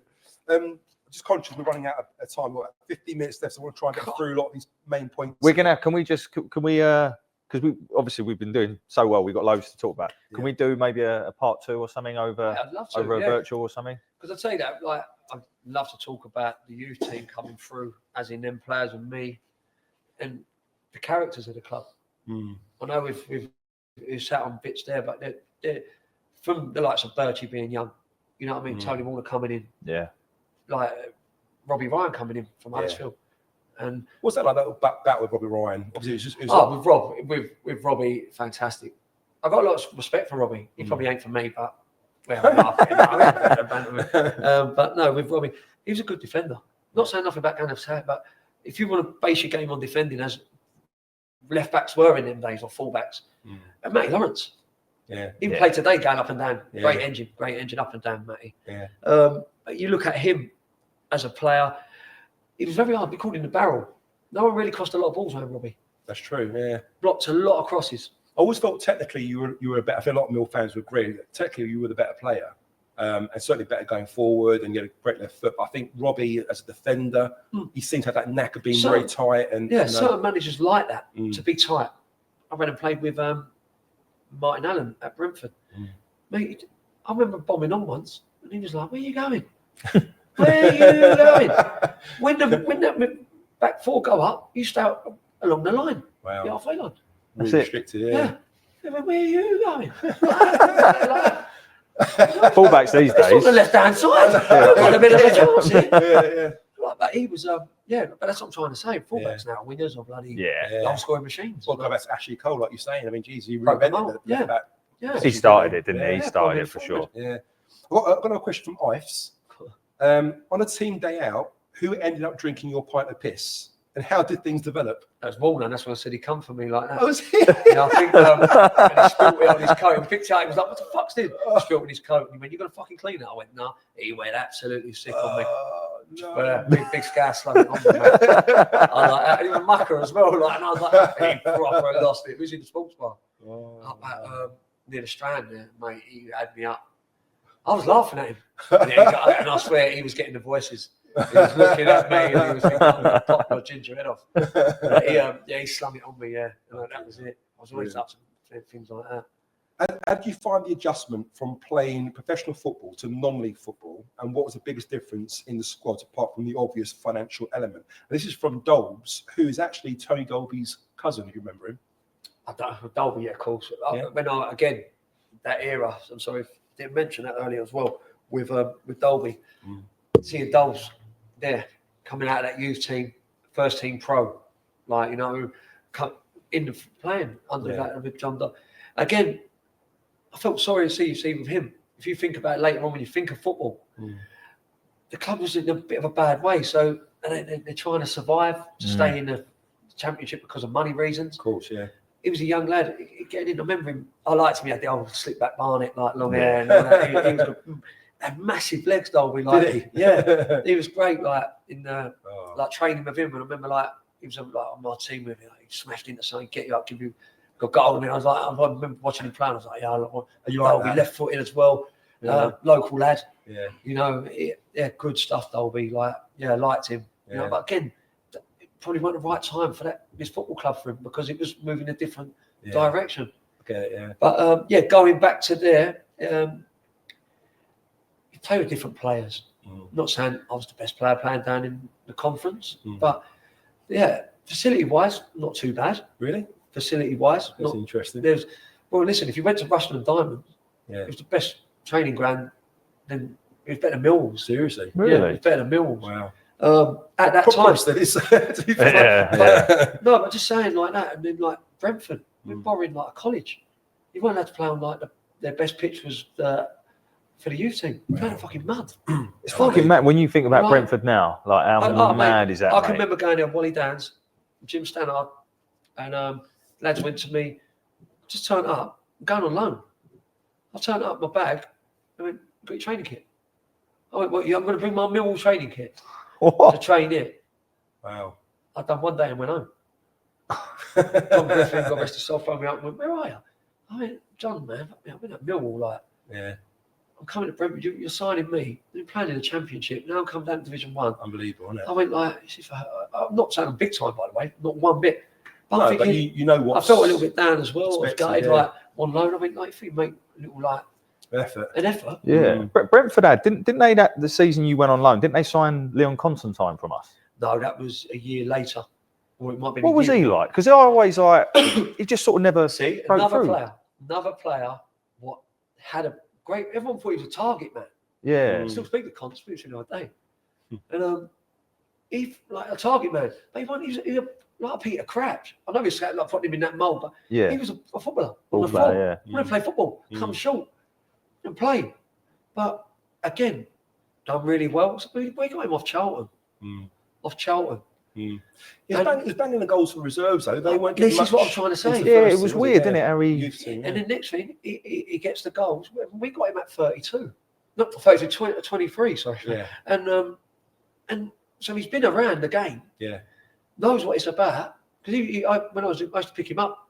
So he lived around the corner in Bow. When I lived in Hackney. And me and him got on really well. And honestly, and then, like anything, went to Brentford, didn't hit it off with Wally. Then he went to Southend, or Leighton Orient, bang. Yeah. Southend, bang. I think where did he get all the goals? At the O's? Yes, yeah. Yeah. He scored a few, didn't he? Oh, did he? Yeah. And then that was it. Never looked back. Leeds United. When it was broken into our reserve team, my uncle Les, you remember, Dave's there, and he felt sorry for Leon because he was very quiet, quite placid in after the games and the players down. Oh yeah. So laid back. Laid back. Word. And then so Les said to me, "I'll tell you what I'll do." He felt sorry for him, so I'll give you 25 quid. Back in those days, it was a check. Give you 25 quid for every goal you score for reserves. And Leon was like, "Oh, thanks a lot." Every week, he was like, "Les scored 2 last Saturday." Check We got well, Les will send him a check. He goes, "Next week, Les, I scored again." And my uncle Les was like, "For fuck's sake, like, what should they say?" He's about 300 quid down in the first couple. That's what I'm saying. He was scoring goals. No, quite often. Yeah. And that's what I'm trying to say. Did he suit the Millwall side of play at that time? No. And that weren't just him. No. There was loads. And what players then stayed around when they got good careers? Paul Robinson. Yeah. Robbo. Played in my youth team. Year younger He than me. stuck it out, didn't he? Yeah. He stuck it out. But he got what he was good at at the time. Then you get your chance. Yeah. You know what I mean? Danny never played when I played. It's true. Well, I remember Danny coming in with the tea trolley. Yeah, tea trolley. We had to go do that. It was him, Ben May. Ben May. I was on loan at Ben May with Brentford that time. Oh, Ben May went, Me and Ben. Yeah. And that's when I bumped into through. Fitzy again on the travels, and that's when I played with Fitz again. He was with Rumi, and we just had a great time. But yeah, the non-league sort of thing, there's difference in it. Yeah, listen, even when Big Joe Donald called me up and went, just come back, I had double hernia done, and I come back and went, come back up against base and stuff. With Francis Vines, he went like that. He said, give good money. I went, can I play how long you been fella? Like, he was like, I went play left side, yeah. I was doing my running. He was like, we went down there, first day down there, Joe's car gearbox went, going around the M25 in third gear, doing about 80. I went, get over, you're blowing this up. They took me down. But yeah, with Dolan, he's fantastic. Yeah, another player. Yeah. God bless him, Mike, with his knees. Yeah, what player could have been as a youngster? I remember that day again. That day, I rolled in the ball. He's just come back from a cruise ship, and I remember running. And you just know, when you've no disrespect, say when you played. Was this that pain when something's wrong? Was this in the game? Was it a training? Ray Hartford was there. God rest his soul. He went. Was it Bobby Ryan did him in? No, that was in the middle of the game when he put done Joe's leg. Didn't he? Yeah, probably done that. But he come back from the cruise ship. He was in a training game, just like training. Just rolled the ball to him. He opened up, and I just remember he just grabbed his knee. Oh God! And you see that When it's there's no one near you and something like that happens. and he was like that. He must have known the pain he had from when he first ever done it. And listen, he could have went to the heights. Yeah, I played alongside. Again, he's another player who was kind of ahead of his time, bit, wasn't he, Joe? Yeah, he could play. He could play the ball as well, couldn't he? Yeah, but like he could play. Like, listen, Ray Hartford when he was here, he Darren Ward and Nevers when we were pushing for that to get in the Prem, they never finished. They never touched the ball, and in training, when we were doing team shape. Yeah. Centre half's just there to head and kick it and clear it and win you. It went through your fullback. Sounds like now. Listen, it doesn't really change that much. Yeah. In that way. I know. Go on. We're sort of coming to. We're going to get kicked out soon, so we're coming to the last 5. But we definitely we'll have to come back, and I'd love to hear more about your time under McGee, how you went to New Zealand. So we'll come back to that. But a couple of last things I wanted to talk to you about. So, Mr. Steve Claridge once said a quote to you that you said that has sort of carried for all your life, which is football is not work. And the day you say it, you know exactly what I'm talking about. You say it. Again, we're in hotels. You with him, I used to call him Kevin the fruit bat. I always think about Reading, mate. Like when you went there, they had a big bowl of fruit. He used to just like let everyone have a little go at it, and then he'd just pick it up and walk around with it. He would spit coming out of me. I'm like, I don't want that. Yeah, I'm glad it gives a bit of that. But we'd just be in like in the hotels and talk to. It was just. I remember him telling me 2 things really. He said, "There's better places than this and worse places. You're taking that on board at 18, 20 years of age. You think, what's he going on about silly bastard? What's he going on about?" But there is worse places and there is good places, but there's a lot worse, and you do find that. But going back to that, I'm a bit lost there. The point that his words to you were about football. Oh yeah, becoming a job. When it becomes a job, then you start thinking, is it right? And then and that's what he said to me. When football becomes a job, that's when you start thinking, like, must retire. Yeah. Yeah. And you hit that in a certain thing when it's not all about money, but yeah, you're earning a certain man, and then you're not earning that man. Yeah. And then you got to start paying them bills. And then them bills you got to keep paying. And then you look at it and then you're thinking, mate, like, you might as well go and work. This job's becoming work. It's becoming a job, It's becoming a job, isn't it? It's becoming a job. Like, it ain't not luxury, but a nice lifestyle. Like, you're not enjoying it. And then you're not enjoying it. Yeah. You're not enjoying it. And then, then you get injured. And then, you fall out with the manager. And then all these proper things start falling on top. But then you look at it. He's telling me that at 20, 21 years of age. Then when you go now, I'm 43. It's normal day life for everyone, isn't it? Yeah. You fall out with people you work with. That's right. Yeah, things do happen with if you own businesses, you're banking on this contract's going through and it don't. So then you got to think, wow, I've got to go worry. I've got to pay the mortgage. You said earlier, like at times you don't even. It's like surreal that you played football. Tell us about that. I went through a stage. I just forgot about football, and I'd be driving because I do scaffolding now. I was on a lorry. I'd be like, fuck me, I played at Sunderland, or something in the Cup Talk Sport. Yeah, that'd be the best one. Fuck me, I played there. I completely forgot about it. Yeah. Or you brought something up the other day, and then I'm thinking, wow, I honestly went for a stage where I forgot about playing football. Yeah. Maybe because I was on another adventure, as in another chapter in life. Building a business. Family. Family, and going through that. But I just, had a blackout of just forgetting about football. Yeah. And then, not saying I didn't look out for Millwall on the TV. Yeah. And because that would always be the first thing. Have you always sort of kept following Millwall? Watch out. What did Millwall mean to you as a club? And, listen, I'm absolutely honoured to play for a football club, Millwall Football Club. Fulham, it's kind of my first ever professional club I went to.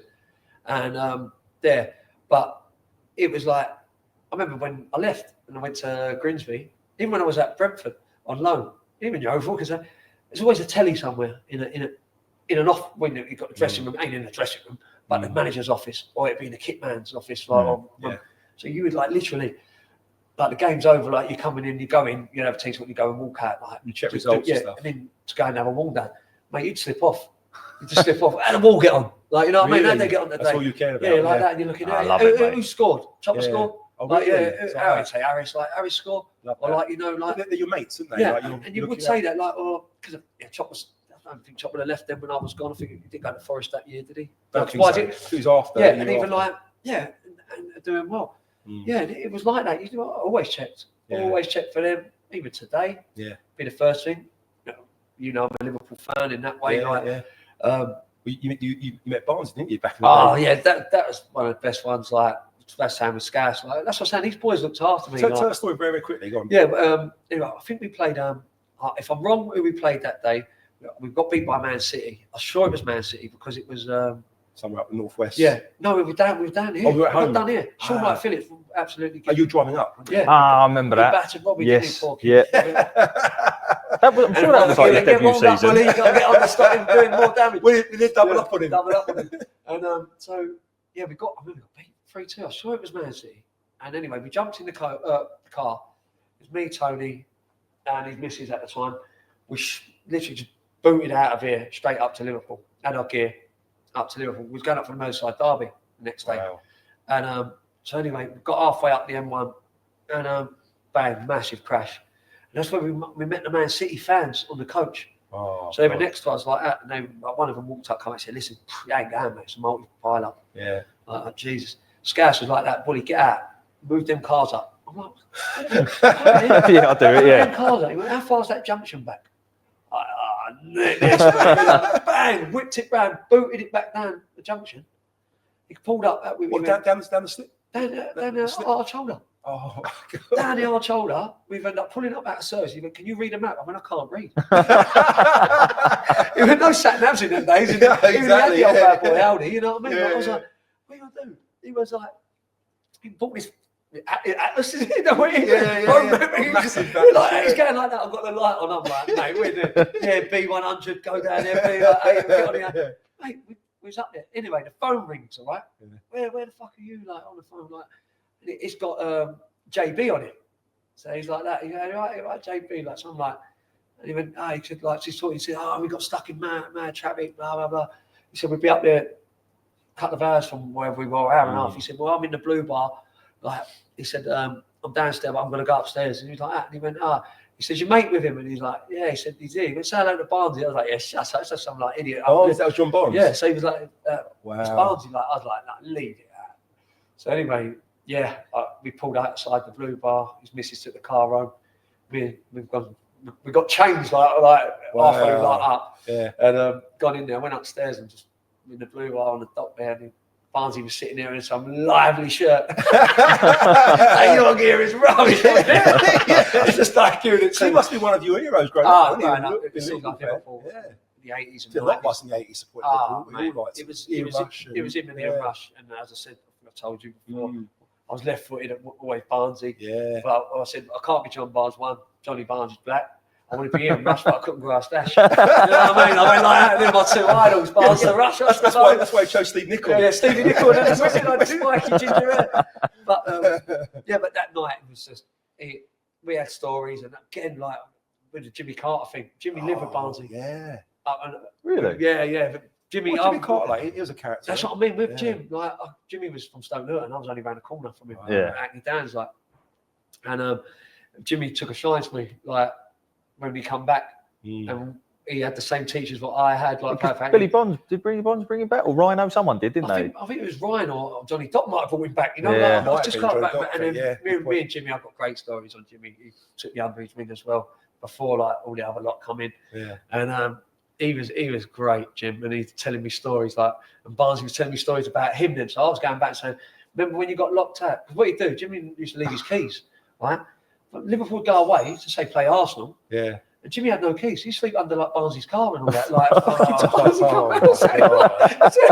there's nothing to do up there because he said like all Liverpool are down watching Liverpool. Yeah. He said so he'd be out, get on the old juice. He'd forget his keys. Yeah, I'll fucking wait for him to come back from like playing Liverpool. He'd be like, honestly, Jimmy's nutty, mate. Like, I'm sure he's still involved in the club, isn't he, Jimmy? He was in the exec lounge, weren't he? Yeah, he was. I spoke to him, but yeah, he might be. He might be around. Honestly, Jimmy, but that night up in Liverpool, yeah, and it was great with Barnsley. Like, just went on. Good character, he was fantastic. Funny. We had a great time. Went to the game the next day. I think it was the year they bought Nick Barmby off of Everton, so it was a big bit of hospital. When I've gone to a few Merseyside derbies like with that, there was never that like madness. No. But because Liverpool bought Barmby, it's an escort going in and like especially that derby, because it's quite laid back, not West Ham, Millwall, you know, like things like that. And they won 1-0 or 2-1 or something. He scored and Esky scored. I remember like seeing Esky's like in the players' bar and things like that. No, that's lying. We went straight out after. Yeah. We went straight out back to the Blue Bar, and all the players come in. And this is the maddest thing. Robbie Fowler. It was his we wet the baby's head. Oh, right. And mate, everyone was in there. I had Steve McManaman's dad in headlock. Him shaggy like that, and the booze, and then Robbie Fowler like that. And Oh my God. it was just my idols. Yeah. Gerard was a kid. Michael Owen, Sammy Ipia coming in. I was like, wow, like this is. But I didn't pay. Robbie Fowler just had the whole of this Blue Bar like downstairs, and it was straight after Merseyside Derby as they've won. It was just a massive bite. Looking around at Scass, he was going, "You're loving it." Jamie Carragher, sorry, yeah. Ron, we're deep into injury time. I know the fans won't forgive me who asked this question, but it's quite a big topic of conversation. They want to know, why did you leave Millwall, or how did you leave Millwall? It was. You can end off very, very quickly for us. It was not my choice. As I said, I would have stayed as well till I've probably been showing someone around the ground. You know, like with that, it was just. After when that television went up in the air, like literally with that, there was rumours that when we remember the Rotherham game, we got beat. Yes, we got beat very heavy, like and someone put on there a couple of it weren't bad stats for the game. They had 6 shots and scored 6 goals. Right? Yeah, I said that. Was it you? Yeah. I mean, it was, wasn't it? Yeah. We had quite a good go, but I ain't lying, and I remember that because I got roasted by McGee. I just had a kid, just moved into a house. At half time, he went to me, he said, "What the fuck's wrong with you?" I was thinking, I don't know, Gaffer. I mean, this game was just going at 100 miles an hour. Yeah. It's just, no one can't get a grip of it. Right? It was like, every time they shoot, they score. Every time they have an attack, they're trying to score. Yeah. I'm like, it looks like they've got more players than us. Yeah. And I remember him, it was so funny. He went to me, "You know what's wrong with you? Fucking babies, nappies, you fucking bastard." That's a good Scottish accent. He just went about me. I was thinking, wow, like, what fucking kids are. How's his fucking babies? Yeah. That's what you're thinking about, not fucking Rotherham. I was thinking, Gaffer, I'm trying my hardest here. I just can't get together with it. But the build up to the week, Sads broke down. Really broke down the day before the game. Right. So injury hit 2 of our main lads. Yeah. Before kickoff, or like as in the Friday night, it was a little bit of intensity with the camp. Like you're like, well, fuck me. I think maybe someone else was out of the team or whatever. We played that game, and I just always remember that. Like I remember a bit of the backlash off the fans. Like really, yeah. There was something to do with bonus sheet. Yeah, I heard about that. Bonus sheet. Yeah. Mate, I didn't know about. I was on my own bonuses. Yeah. That was my bonus. That was my bonus. Yeah. Like I've said there was something truth to that. To be fair. Yeah, and as I said, I don't know that because I wasn't a peer favourite. I was still 22 years of age, or like I can't go there and say I want £1,000 a week, as in for a win bonus, because one of the older pros will give you a slap, so get out. We sort this out. Like, and then, so what's happened with the contract? Anyway, like I went in and asked for a new deal to be worthy what I'm playing in the Championship. Yeah. If I'm pushing Robbie or whatever, them two seasons like that, I want Championship money and not the hierarchy, Forest's and all that. Tell you a good story there as well. But they like that with that. So I asked to be what I wanted to be on. I knew there was players who were younger than me, or not younger, playing lower than me, or more money than me. You just hear everyone talking around like, he signed a new deal, he's getting £2,000 a week. You're like, how the fuck's he getting £2,000 a week? Like, he ain't played it. I want that, yeah. Yeah, like, know what I mean? I'm chasing down, probably I want a new deal. So just like me. Why was that though? Do you feel you're kind of getting pushed out a little bit? Or? Well, I got told because at the time, it was all to do with his TV money. Like there. So we still kept the same squad. We didn't bring anyone in. And then I got asked to sign a contract. Same contract, we'll give you 3 years. I was like, nah. I mean, I'll sign another year on top of my year.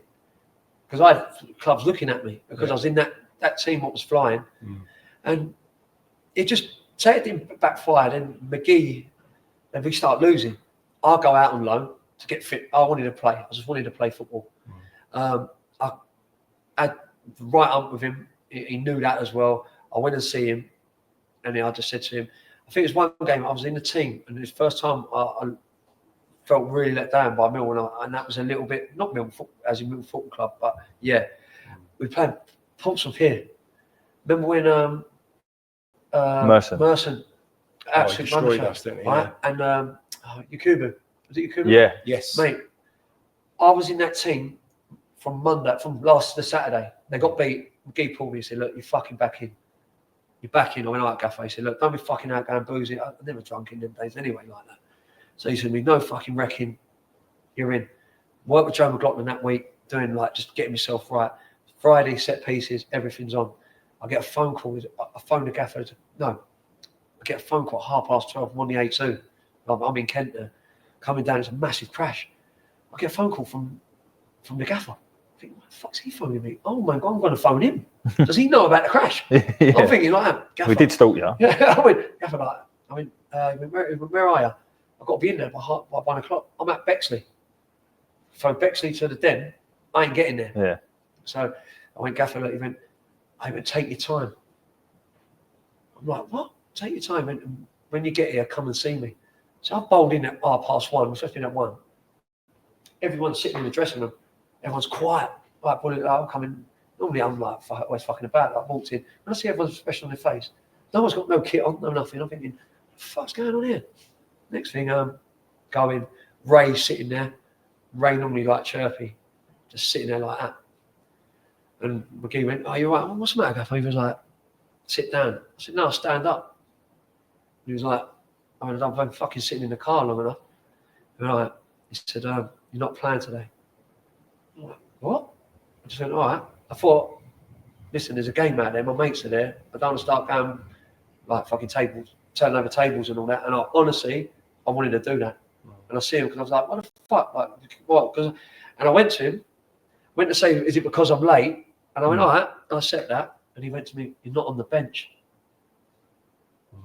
And I just thought, I was like, no. I thought, what have I done? If it's because I'm late, I went, all right, I'll see you Monday. And as I walked out, Ray was a good boy. He was winked at me like that. But I know there's players out there who would spin that table up and want to fucking. But I thought we're playing Portsmouth. Portsmouth's the top title challenge. Yeah, they were a class above at the time, weren't they? I thought, you don't need that. And I went and banged the door down on Monday. And he just went, it was just a thing what I wanted to do for the game. I went, we lost fucking 5-0. I went, fuck me. And I just went, I've been sitting in the fucking stand last week, sitting in the stand. He went, and I don't care. Like, I know what he said to me. And I would like, did I speak to him when I spoke to him before? And he went to me, you're still my best left back. I went, but the best left back sits in the stand. How can I be your best left back? And that went through and that hurt more. I'd rather him have kept it dry. Yeah, rather said to you, you're not for me or whatever. Yeah. And then I just thought, I phoned David and asked John Barnett. I said, look, I've got to get out, man. I said, like, I've been hyped up like that. And then I found out later, a little before Leo Constantine met Joe McLaughlin.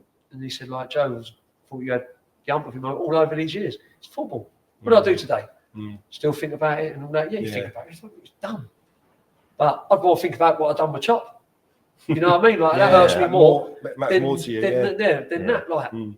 But yeah, going to it, and then with that, then I knew my career with Millwall is on a knife edge. I'll get loaned to Yeovil. I'm out there. Gary Johnson went there, a license to play. Big part that big football ground. Went there. I got the ball, pinged it in a channel. No, that. Fullbacks on the touchlines, play out of the back. They had all young kids what were released by clubs, put them all together, bang, and they got to the championship with that team. Bounced 3 seasons. I remember they beat us on their opening day of the season. But but with that, and then I went there. Dave Tuttle got me to move there, by the way. Dave Tuttle said to me, look, I can get you to Yeovil. Would you go to Division 2 though? I said, Tuttle, I've got to get out. I can't play reserve team football anymore. I need to play first team football. So I might as well. And I went there. I think they were 18th in the league. Not because I played. Gary Johnson went to a 4 because he had a natural left back.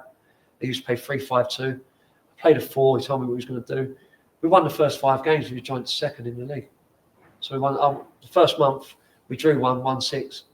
I think he got fucking manager of the month and all that. Brought me in. I signed another month. I was in training on a Friday. someone lashed the ball, hit the end of my toe, tore my fucking medial ligament. Oh, mate. I was like, bollocks. In the meantime, I've come back to Millwall for treatment. They said, instead of like sitting in a hotel, they go back with Jerry. Jerry had me back. I'll go watch us against Huddersfield. And we get beat. His fans on McGee. He gets the sack the next day. Wisey becomes manager. Then Wisey turns around to me and goes, look, you've still got nearly 3 weeks of your contract to go with Yeovil. Can't recall her.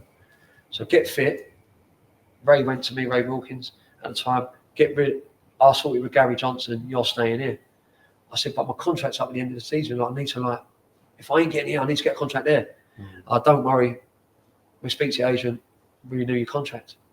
Robbie Ryan's my number 1. Tony Craig wasn't number 2. He's going to go to Wickham. He did. All this happened at the same time. And he went, you're back in. You know you can challenge Robbie. You see what you can do. Probably nutmegging on the box didn't help me, probably however I played that game. Mate, within 2 weeks, I got back and then I played my first Resi game against Cambridge. Nevers was told he can go by Wisey, so he was playing in it, and it was me and him going up there. No, it weren't. It was me and I went up there with my wife at the time. And I remember Ray Wilkins pulling me before the game, said, listen, you're playing with all kids. Only you and Nevers today. You're playing with all kids. He said, manage the game. Get out what you can get out of the game. Do this, do that. He said, and look after yourself. All right, make sure you're near, you're near and all that. I was like, don't, in other words, don't be going into some silly challenges and things like that. So anyway, I thought, I can only play one way, so I've got no. But anyway, I played a game, we get beat 4-1, but it's a 4-1 was terrible. It's bad. Anyway, I come off, Ray pulls me. I was gutted because I think, I don't want to get beat. I can't get Cambridge, man. He was like, no. So anyway, I get fucking in the vest. Ray gives me a pat on the back. Listen, it happens like that. He said, how'd you get 90 minutes? How'd you feel? And I felt good. I felt knee feels good there. Anyway, I come out of there, go upstairs, go into players' lounge, get my wife at the time to come away, and I see her face. He was fucking raging. I was like, what the fuck's happening here? Anyway, she's standing with Bob Pearson, Ray Wilkins, and Jeff Burnage was there. But I think she was talking to Jeff. Bob says absolutely hammered me to Ray. And Ray never said Bob, what he turned around and told me in the fucking dressing room, give the kid a chance, mate. He's just come back from a month out. He was like, his attitude is fucking terrible and things like that. And mate, when she come, but previous to this, Yeovil tried to sign me, right? And I spoke to Mark McGee in the day, right? He said, I've had Gary Johnson on the phone singing your praises. And that he said, look, there's a thing on there that he's asked me, can he keep you another month with a view of maybe sign you? I'm not going to do that, all right? He said, because we've had people come and watch you, blah, blah, blah. Yeah. Put the phone down. Gary Johnson phones me. Look, I'm just going to tell you I've had a word with Mark McGee. Blah, blah, blah, blah, blah. Same sort of thing. I've asked, can I sign you? I went, but he's saying no. He wants you to go again for another month. I said, all right, yeah, go. I'm buzzing. You know what I mean? Good football, playing, looking after me. Bob Pearson calls me. Bully, I've done a deal with Gary.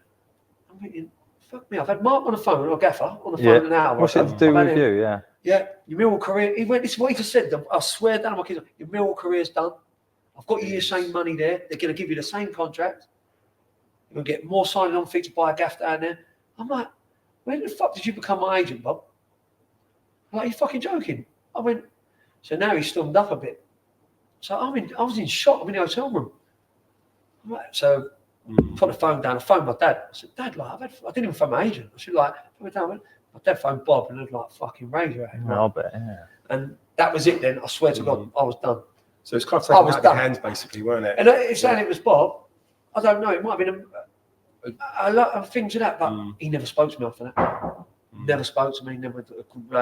And then, literally, I come back and I finish it on that. Literally, Wisey pulled me in 2 weeks in and said, there's a reputation, what I told you before, of this hard man.